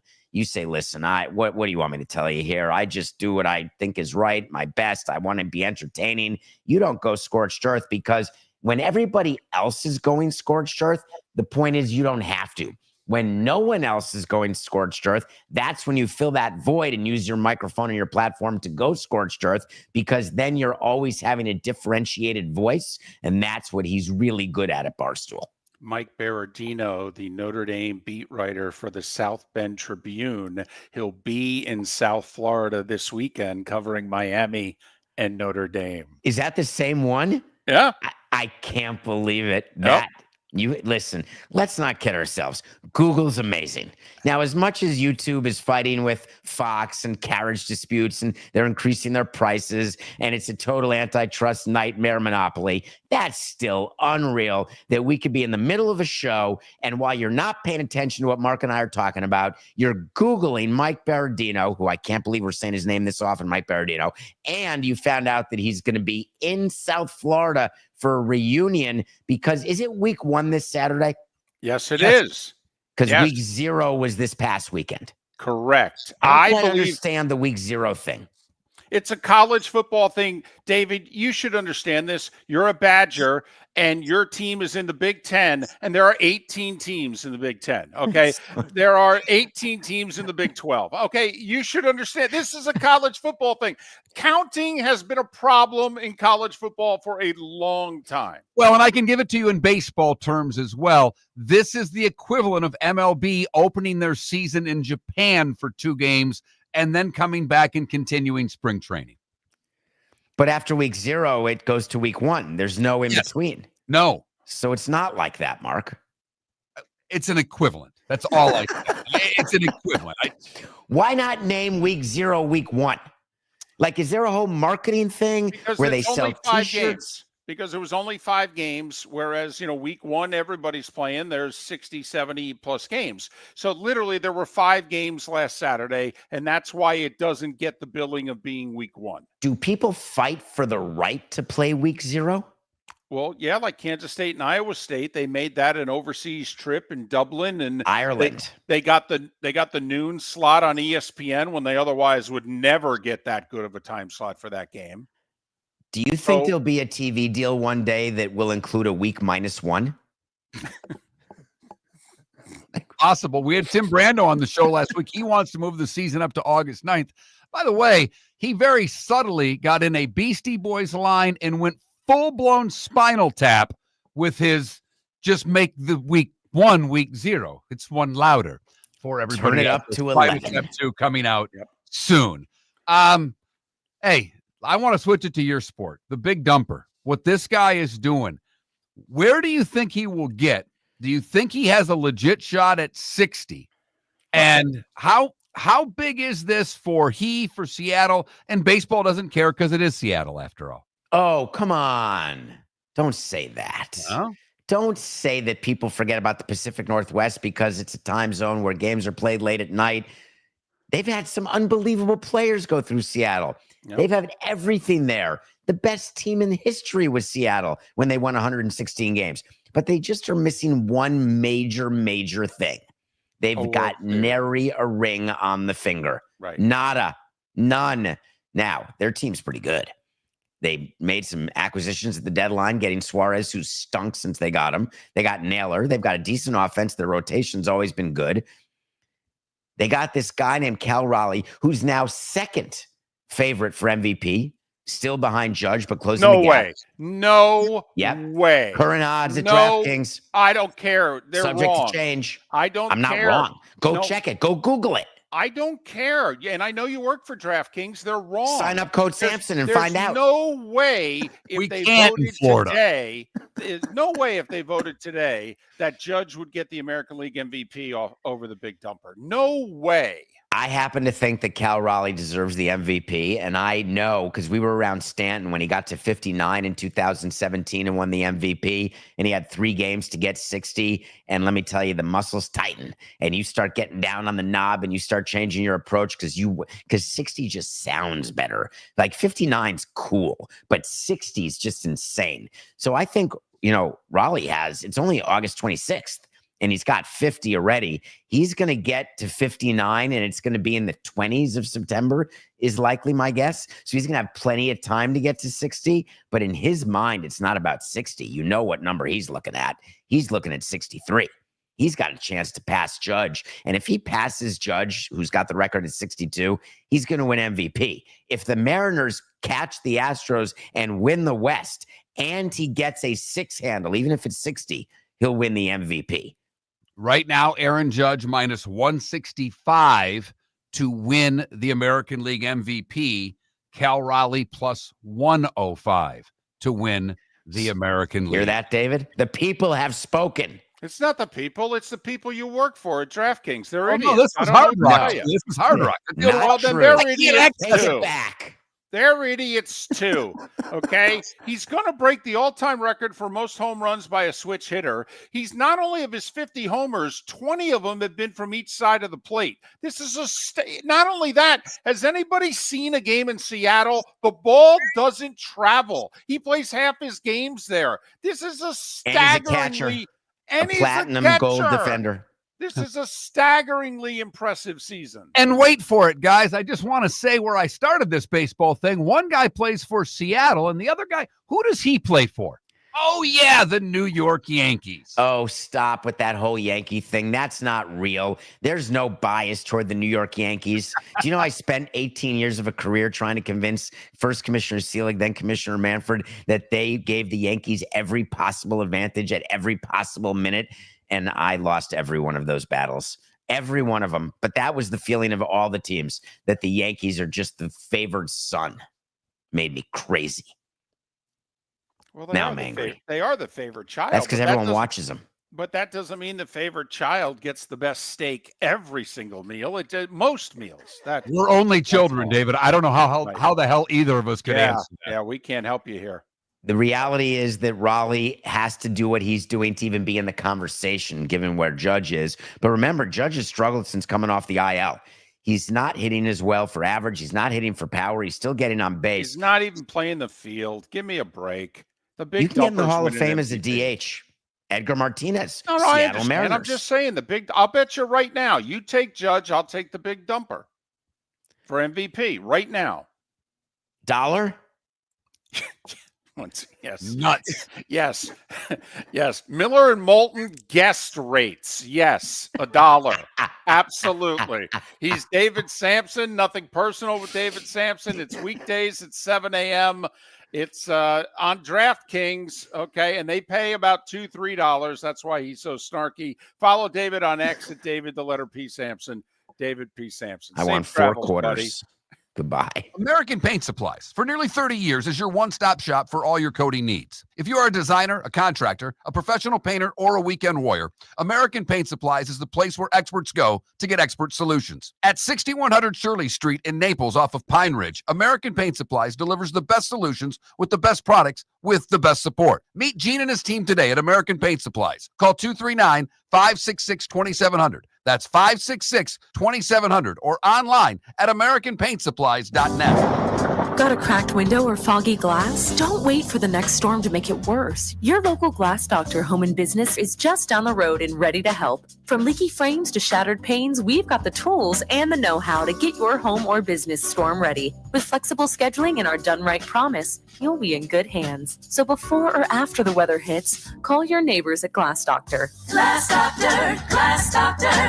Call the Glass Doctor. We fix your pains. Oh, yeah. With summer approaching, time to take care of your own house. So stop into the Floor Meisters and see their huge in-stock selection of carpet. The Floor Meisters has 100 rolls to choose from, starting at $2.99 a square foot for carpet, pad, and installation. Come in and ask for Dave and have him show you the Dream Weaver Select. Many styles and colors to choose from to fit everyone's taste. Floor Meisters, 6281 Naples Boulevard in Naples, right next to Costco, or go to the web, floormeisters.com.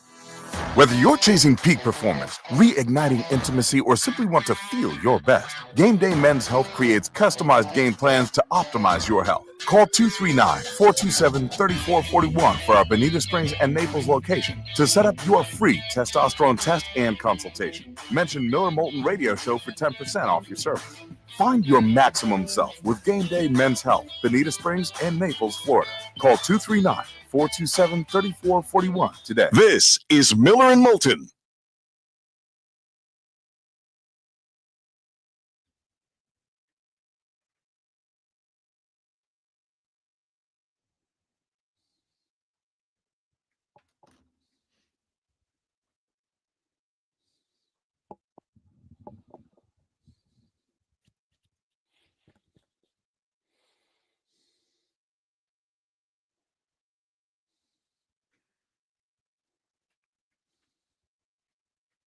Smoke, appreciate you listening, but I have to be brutally honest with you. I'm not wasting my time with David Samson for him to tell a story about Greg Cody. Greg Cody's a good guy. We used to have him on the show. We still do a handful of times a year. Oh, no, not Cody. It's the other guy. I'm sorry. My bad. But we used to have Cody on quite a lot in Act One. Back in the day, yes. So it's not anything against him, but I got David Samson. I want to hear his stories. Our audience is not the Lebitard audience, although some of you may really like that show. And I find it quirky and fun sometimes too, but very different show.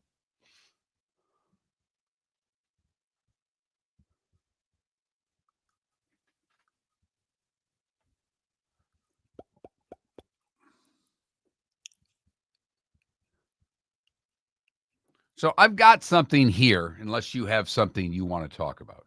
Nope. Did you see the story? I'm sorry. I have one thing, but go. The Minnesota high school football team that had to rearrange their schedule because of the osprey nests in the lights.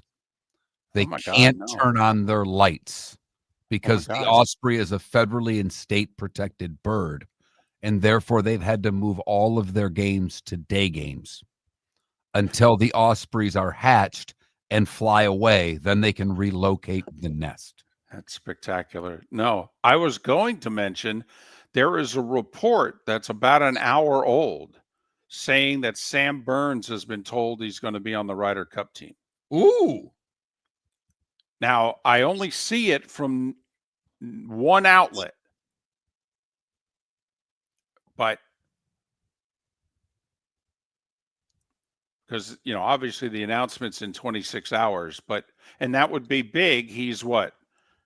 14th, 16th on the list? 16th, I think. Yeah, that's Scheffler's best friend.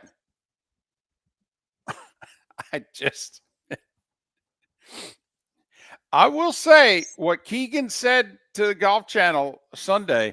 There's going to be a few guys who think they're on the team that are going to be very disappointed. A Big Ten spokesperson tells Yahoo Sports that is the league's understanding from Fox that Portnoy will not appear on Big Noon Kickoff's main stage inside the stadium of any conference school this year. Okay. Ross Dellinger says Ohio State did not issue a ban. A.D. Ross Bjork tells Yahoo Sports Bjork confirms that Fox decided Portnoy would not be on the main desk of the Big Noon Kickoff. and those not on the desk do not normally appear on the field. These are Fox decisions, he emphasized. I will say, because my kid listens to one of the bar stools that Portnoy's on. There's 3 of them, and Portnoy, as of I think it was last week, said, I still don't know what I'm doing on this show. They haven't told me. I got to admit, that doesn't surprise me. It's network television. You'd be shocked what goes on in network television.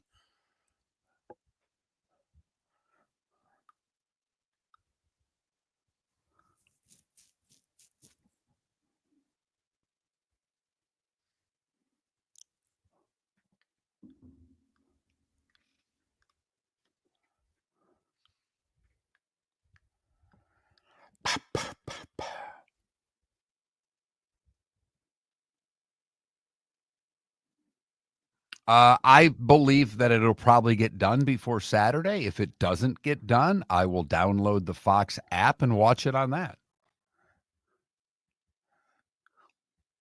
Or I'll set up my HD antenna and watch it on that. Either way, I'll be fine.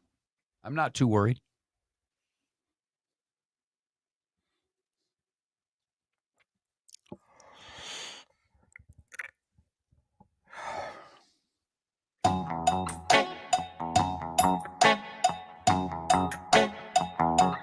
You're listening to Miller and Moulton. And now, here's Mark Miller and David Moulton. 21 minutes after the hour. Miller and Moulton, millerandmoulton.com, Miller_Moulton on X. So, has this been a big misunderstanding? Do we owe Ohio State an apology? What's going on? Ross Dellinger is reporting here in the last hour and then again recently. Ross, an hour ago, said Ohio State did not issue a ban on Portnoy. AD Ross Bjork tells Yahoo Sports. Bjork confirms that Fox decided Portnoy would not be on the main desk of the Big News Kickoff, and those not on the desk do not normally appear on the field. These are Fox decisions, he emphasized. He goes on to say that a Big Ten spokesperson tells Yahoo that it is the league's understanding from Fox that Portnoy will not appear on the Big Noon Kickoff's main stage inside the stadium of any conference school this year. Well, then in that case, we all owe Ohio State an apology. Well, do we, or is this just a little cover-up after the fact? Because they banned him. You know, it's one thing if he's not going to be on the desk. It certainly sounded like they weren't going to let him in the stadium, that he could be a credentialed member of the media, but no, we're not going to give you credentials. Well, this seems like a little bit of backtracking to me. Well, that's what was reported yesterday, was that he was being not allowed in the stadium by Ohio State. Okay. Now, there's new reporting saying, no, actually, Fox is the one that wasn't going to bring him in the stadium, any of the stadiums. Now, I will say part of that was because Portnoy and Barstool were still going to do their popular college football Saturday morning show. That show is now up in the air because they don't think Portnoy can be a part of it in any way, and they don't know if they're going to continue doing it. So this is a very fluid situation. We may all be owing Ohio State an apology, though. We'll see. We'll see. So that's the latest on the Fox Sports, Ohio State, Big Ten, David Portnoy saga. We shall see. David, I have a story that I've been kind of holding and waiting for a time to bring it up, and I don't know if you were able to see this. Came out a couple of days ago, but did you see the story out of Minnesota about the high school football team that basically had to redo their entire schedule because of an osprey nest? No. The team in question, David, their nickname are the Eagles, the Apple Valley High School Eagles football team. And they've been beaten by the osprey before the season even started, because the osprey decided to make a nest in a light pole at the football stadium of Apple Valley High School. And because the osprey is a state and federally protected bird, they're not allowed to turn their lights on until the chicks have hatched and have flown away from the nest. So now the high school apparently will have to play all of their games during the day because turning on the floodlights where the birds have their nest could hurt them. I guess that would make sense. Pretty hot and things of that nature. But the Eagles are now forced to play day games instead of night games for their home football contest this year. That's unreal. That sucks. Friday night lights. It's not Friday afternoon football. Even in Minnesota, I know they'd rather Apple Valley be good at hockey than football, but it is still part of the Friday night culture across the country. Wow. Ospreys take down Eagles. That's my headline for it. This could work out to their advantage. Who knows? Okay, maybe playing the day games, they can use it to their advantage. Works out well for the road team because they're probably missing the last two classes of the day now to head over to that game. Oh, I know. This is fantastic. And That's then like not only that, you're half done day every early. noon, right? Right. You get back early, and oh yeah, this is awesome. Not only that, you probably avoid any storms. And I know it's Minnesota, but trust me, okay, a lot of lakes, a lot of humidity. Okay. There's late afternoon storms in the summer. Late afternoon storms, huh? Hey, I lived up there for 5 years. There are late afternoon storms, especially in the land of 10,000 lakes. Okay. They crop up. It's still summer. Uh-huh. That's your story and you're sticking to it. I am. As someone who's lived in Florida and made Southwest Florida your home for 20 years, you Right. are literally trying to, what you said makes a comparison of our afternoon. No, I didn't say There. that. I did not say. The humidity in Minnesota because of the 10,000 lakes I'm just causes saying. afternoon storms. Just saying. Okay, it's not Wisconsin. That's all I'm saying. Minnesota is not Wisconsin. All right. They got a lot of water in the state. All right. And it can cultivate things. That's all. Right. I'm just saying, as someone who grew up in Michigan, where we had a couple of lakes too. Big bodies of water. Yes. Right. I don't ever recall afternoon showers because of the humidity All right. caused by the Great Lakes. All right. I'll have to call a couple of my weather guys, Too Tall Tom Szymanski in Fargo, and say, Tom, am I wrong about this? Did I remember it wrong? Or can we still get afternoon showers? Is that going to interrupt the Barnesville-Hawley high school football game, Tom? Let me know. Will they lead to Mayflowers? That's all we Right. need to know. Hey, since apparently we may or may not have, Ohio State may or may not have gotten a bum deal from the national media yesterday, which we then reiterated today. I guess we'll know more soon. But along those lines, there's one media outlet out there that's reporting that Sam Burns has been told he's on the Ryder Cup team.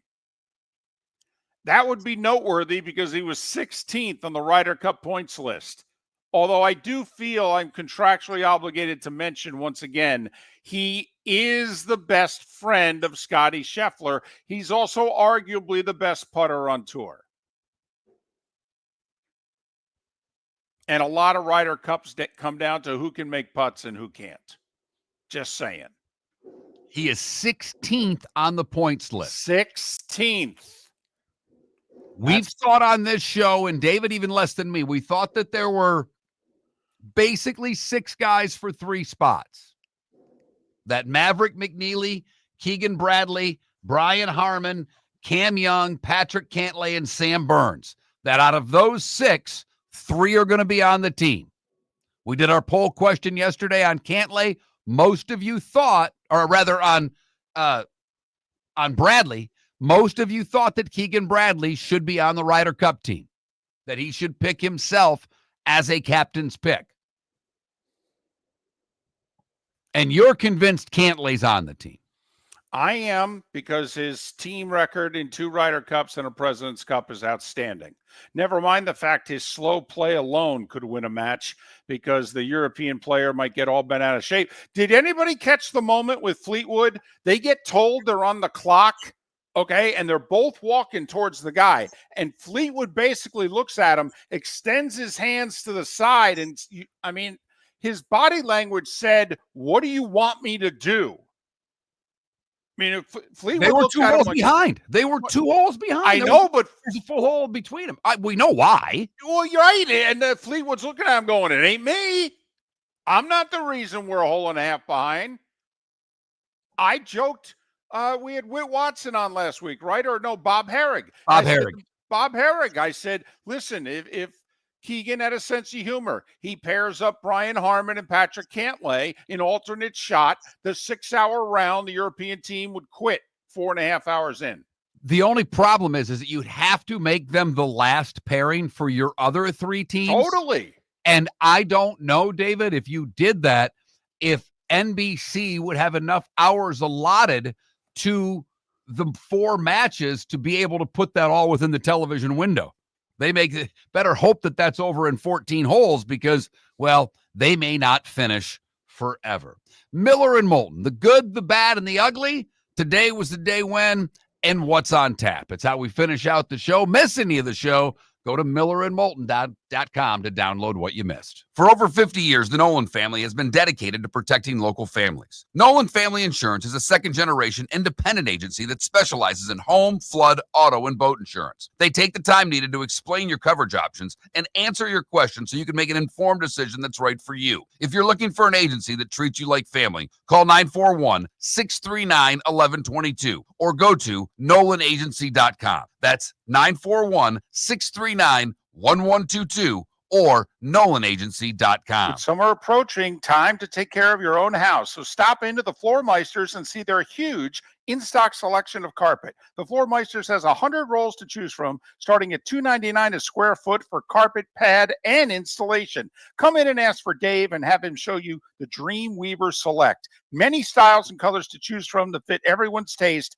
Floor Meisters, 6281 Naples Boulevard in Naples, right next to Costco, or go to the web, floormeisters.com. Mark Miller for Sleep Treatment Direct. They are helping me with sleep apnea. And by helping me, I mean curing me. No more CPAP machine, no more snoring, no more tossing, no more waking up exhausted. Their expert team got me the right treatment, fast and hassle-free. If you want to feel energized and get rid of your snoring, call Sleep Treatment Direct today. 444-1741. That's 239-444-1741. Sleep Treatment Direct. Sleep safe and sound. Shoeless Joe Sports Cafe is where your fantasy football draft should be. Free private rooms, Wi-Fi, plus food and drink specials. In August, Shoeless has bingo and trivia Tuesdays and Thursdays with your chance to win free wings and beer for a year. Fridays, live music on the deck. Saturdays, karaoke on the deck. Plus daily meal specials like Wednesdays, $6 wings and half-price pizza. Watch all your baseball and football at Shoeless Joe's, your home for good food, good times, and good sports in the Bell Tower Shops, Fort Myers. This is Miller and Moulton.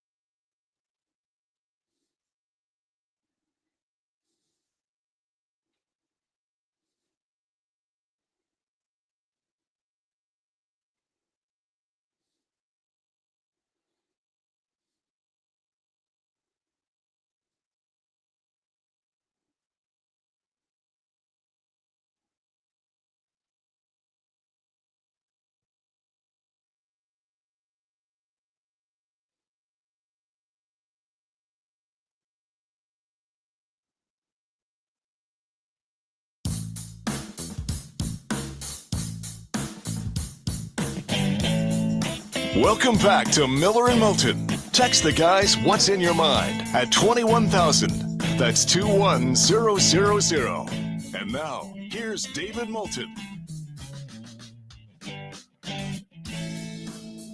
22 minutes till the top of the hour. I'd like to thank Gary Danielson, Pat Kirwan, David Samson for joining us on the show today. That's right, all on one show. 6 segments between Gary Danielson, Pat Kirwan, and David Samson. Go to millerandmoulton.com, download what you missed. It's a good show. They all joined us on the American Paint Supplies Hotline, your one-stop shop for all your coating needs. Well, let's end it the way we always do. Not do anything different. It's that time again, nearing the end, but not quite there yet. Here's Mark Miller with Today Was the Day When. And by ending it the way we always end it, amuse ourselves and probably bore the listeners for the last 8 or so minutes. Right. Today in 1873, the first free kindergarten in the United States is started by Susan Blow in St. Louis. Today in 1907, Houdini escapes from chains underwater in 57 seconds at Aquatic Park in San Francisco. Do you think someone being submerged underwater with the potential of death and then trying to escape would resonate today? Think we'd watch that on Netflix? I mean, we watched that Squid Games. We probably would. I think we would. I just don't know how you practice. It's a hell of a good point.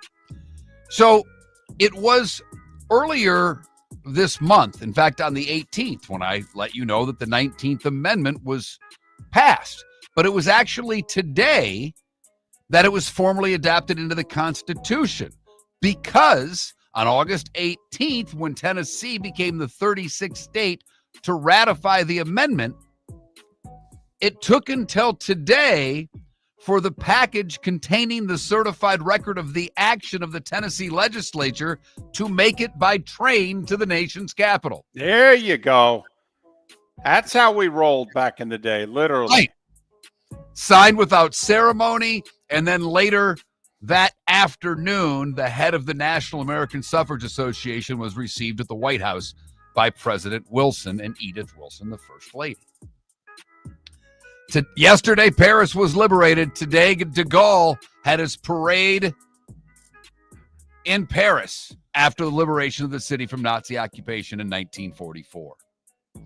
The Mini, British Motor Company, introduces the Morris Mini Minor.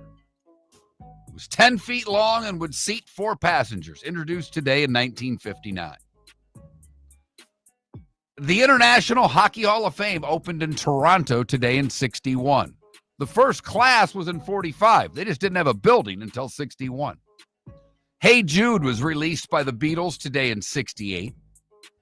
Bobby Orr signs a 5-year deal with the Bruins worth $1 million, the first $1 million contract in NHL history today in 1971. 1996, Seventh Heaven with Jessica Biel debuts on the WB. We would win gold at the Athens game in women's soccer today in 04, beating Brazil 2-1. At the age of 15, Lydia Ko becomes the youngest LPGA Tour event winner and first amateur to win since 1969, when she won the Canadian Women's Open today in 2012. Burger King bought Tim Hortons today for $11.4 billion in 2014. Take that, Canada. It's a lot of donuts. Today in 2016, Colin Kaepernick remains seated as other players stand to observe the national anthem. Kind of started something a lot bigger than we ever thought it would. Today in 2018, a very sad day in your neck of the woods, David. At the Madden gaming tournament, a player lost and came back and shot 11 people, 2 died, wounded 9.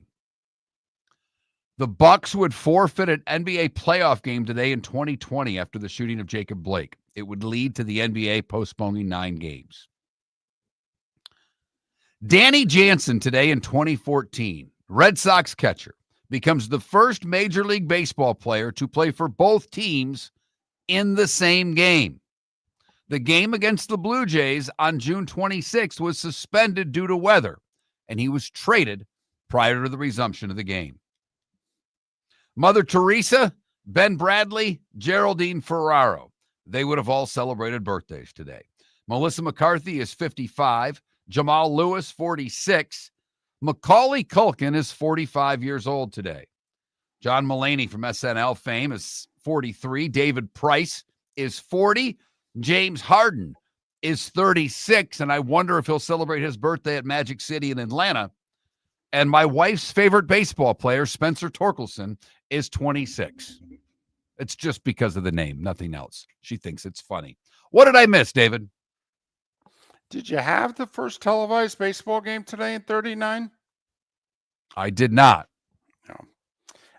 Unfortunately, my phone's not. All I have is the headline. I don't have any of the details. Been working on it the entire time you've done. Today was the day when. I can't get it to work. Very frustrating. Time to see life a little bit differently. Here's Mark Miller with the good, the bad, and the ugly. What you got, Mark? We go to Marco Island for the good. I think this is just a fun story. Jeff Popick and his daughter Alexis apparently like to go for drives together. Alexis just turned 18. And the father-daughter duo decided to do the 3,000-mile unsanctioned speed challenge, the Cannonball Run. Their average speed was 80 miles an hour. Their highest speed was 124. And they beat Brock Yates' original record, which was 35 hours, 53 minutes, by a little more than 2 hours. You and your daughter take, the rides to school, rocking out to the Killers. That's cool and all. But doing a cannonball run with your daughter, that's awesome. So is there anything in there? Did they get any tickets of any kind? It does not say 9 gas stops, not a single police stop. Wow. Wow. Well done. For the bad, we go to Fort Myers Beach, where the owners of Queen of Weed were notified by surveillance footage that a man had broken into a window inside the mobile marijuana van on Fort Myers Beach and stole more than $7,000 worth of edibles and vapes. Zachary Jolly was arrested, being charged with burglary, criminal mischief, and grand theft. Finally, the ugly. We go to outside Atlanta, Cartersville, Georgia, where Gilbert Spencer was driving down Old Mill Road, and he passed a patrol officer who had the speed gun. He was doing more than 60 miles an hour in a 35-mile-an-hour zone. He was asked for his driver's license. Spencer then gave him a passport and told him he did not need a driver's license because he was traveling, not driving. When the officer ran his name through the Georgia Crime Information Center, he learned that Spencer had a suspended license for failure to appear in court. Spencer then didn't get out of the car when asked to leave his vehicle. Officers had to forcefully remove him from the car. He was taken to jail where he bonded out that day. And that, David, is the good, the bad, and the ugly on today, Tuesday, August the 26th, here on Miller and Moulton. Everybody's playing today in Major League Baseball. Yesterday, there were only 13 games. Today, there's all 15. The 4 teams, I think it was the Astros, the Rockies, the Cubs, and the Giants. And they will literally play one another like that. The Colorado's in Houston, and the Cubs are in San Francisco. They will join everybody else who was playing yesterday. Your nationally televised baseball game tonight, this is a shocker. Phillies and Mets, 7 o'clock on TBS. Fantastic. Last night we got Guardians and Rays for the nationally televised game. And while not a big game, at least led us to 2 Junior Caminero home runs to watch. I'm glad Junior Caminero getting a little national TV love. Now, I mean, 137 people probably watch, but I'm glad. Tennis all day and night on both ESPN and ESPN2. Yesterday, they started their coverage on the mothership at 11:30 in the morning. So not quite sure what the U.S. Open tennis TV coverage is today, but I know it's on both, and I know it's most of the damn day. So there you have it. All of the hold-ins, except for Micah Parsons, signed yesterday. Cut day across the NFL as players trim their rosters to 53. We've reported throughout the day on a lot of the players getting cuts, like Kyle Trask in Tampa, expected to be cut.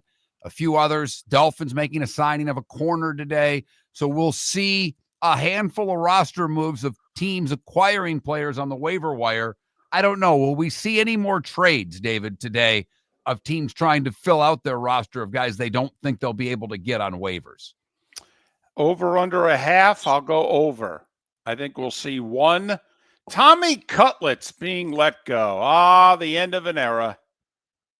The end of an era. His agent currently working with a Canadian Football League team to try to get him there. No, I'm just making that up. But that's probably where he ends up. Well, I actually think he ends up as a third stringer somewhere. I actually think he's better than a few teams' third stringers that they're keeping. I mean, there's a few teams who have true rookies as their third stringer. Tommy DeVito or that undrafted free agent or late round rookie that you have as the third stringer right now. Who's the undrafted free agent's agent? That's important. No? Because I think dealing with the Yahoo that Tommy Cutlets has there hurts him, not helps him. I agree. So you think there's a chance he's available to be re-signed to the practice squad? Possibly. Yeah, I think he gets picked up. I think he's one of the 90 best quarterbacks in the league. All right. We'll see. But we'll see. Hey, listen, I mean, I'm not sure who's backing up Baker Mayfield. Bridgewater. Okay. So, that's true. Would you rather have Tommy Cutlets or the guy in Detroit backing up Golf? I'll take the guy in Detroit as the backup. Tommy DeVito is not a backup quarterback in the NFL. Probably not. He's probably a third-string quarterback. See, I'm biased. I saw him outplay Jordan Love. Right. You saw him at his absolute best. I did. The 15 minutes of fame, if you will, were the night that you watched him play, and he was terrific. That was his moment. Yep. So I'm thinking, come on, it's got to be a spot for him in this league. But yeah, probably right. He had to turn in his shoulder pads today.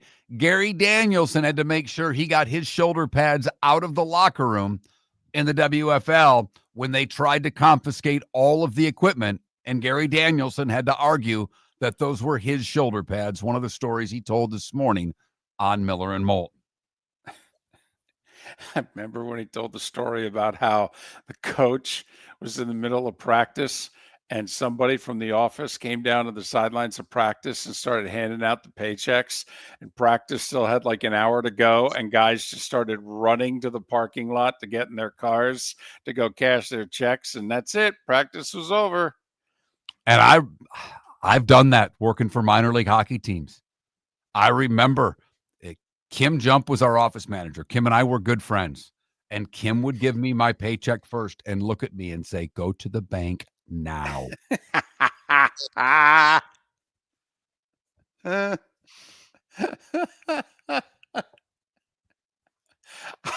You didn't deposit those either. You cashed those. Right.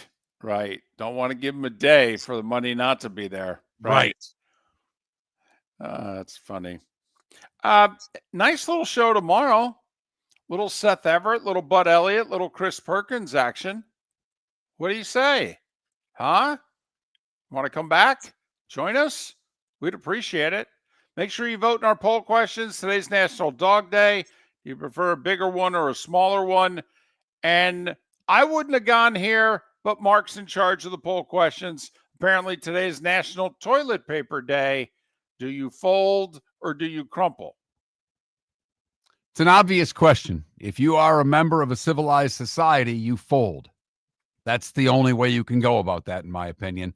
But should make interesting dinner conversation when you bring our poll questions up to the family later today. Miss any of the show?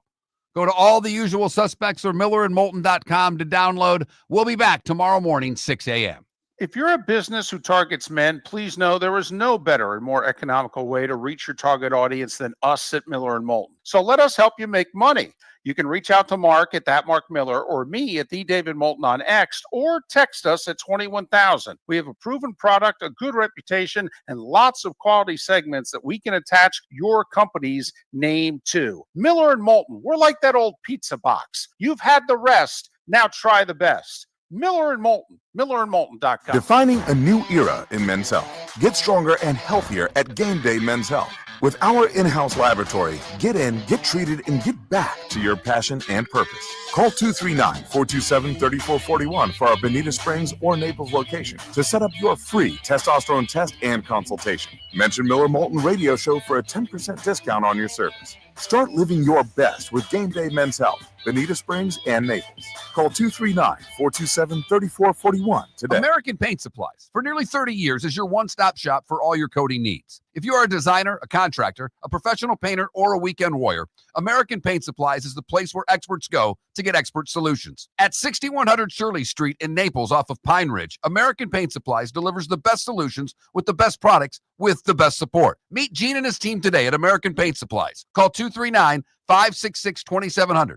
That's 566-2700 or online at AmericanPaintSupplies.net. Summer approaching, time to take care of your own house. So stop into the Floor Meisters and see their huge in-stock selection of carpet. The Floor Meisters has 100 rolls to choose from, starting at $2.99 a square foot for carpet, pad, and installation. Come in and ask for Dave and have him show you the Dream Weaver Select. Many styles and colors to choose from that fit everyone's taste. Floor Meisters, 6281 Naples Boulevard in Naples, right next to Costco, or go to the web, floormeisters.com.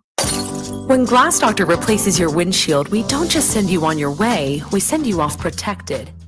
Your local Glass Doctor includes the industry's only 12-month windshield protection plan at no extra cost. That means unlimited chip repairs and even a one-time replacement if needed. High-quality service backed by real peace of mind, right here in your neighborhood. Glass Doctor, Glass Doctor.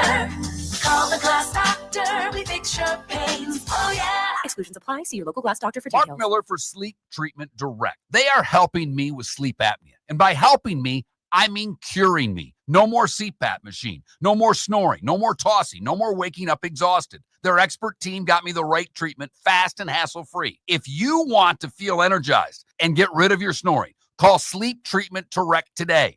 444-1741. That's 239-444-1741. Sleep Treatment Direct. Sleep safe and This is Miller and Moulton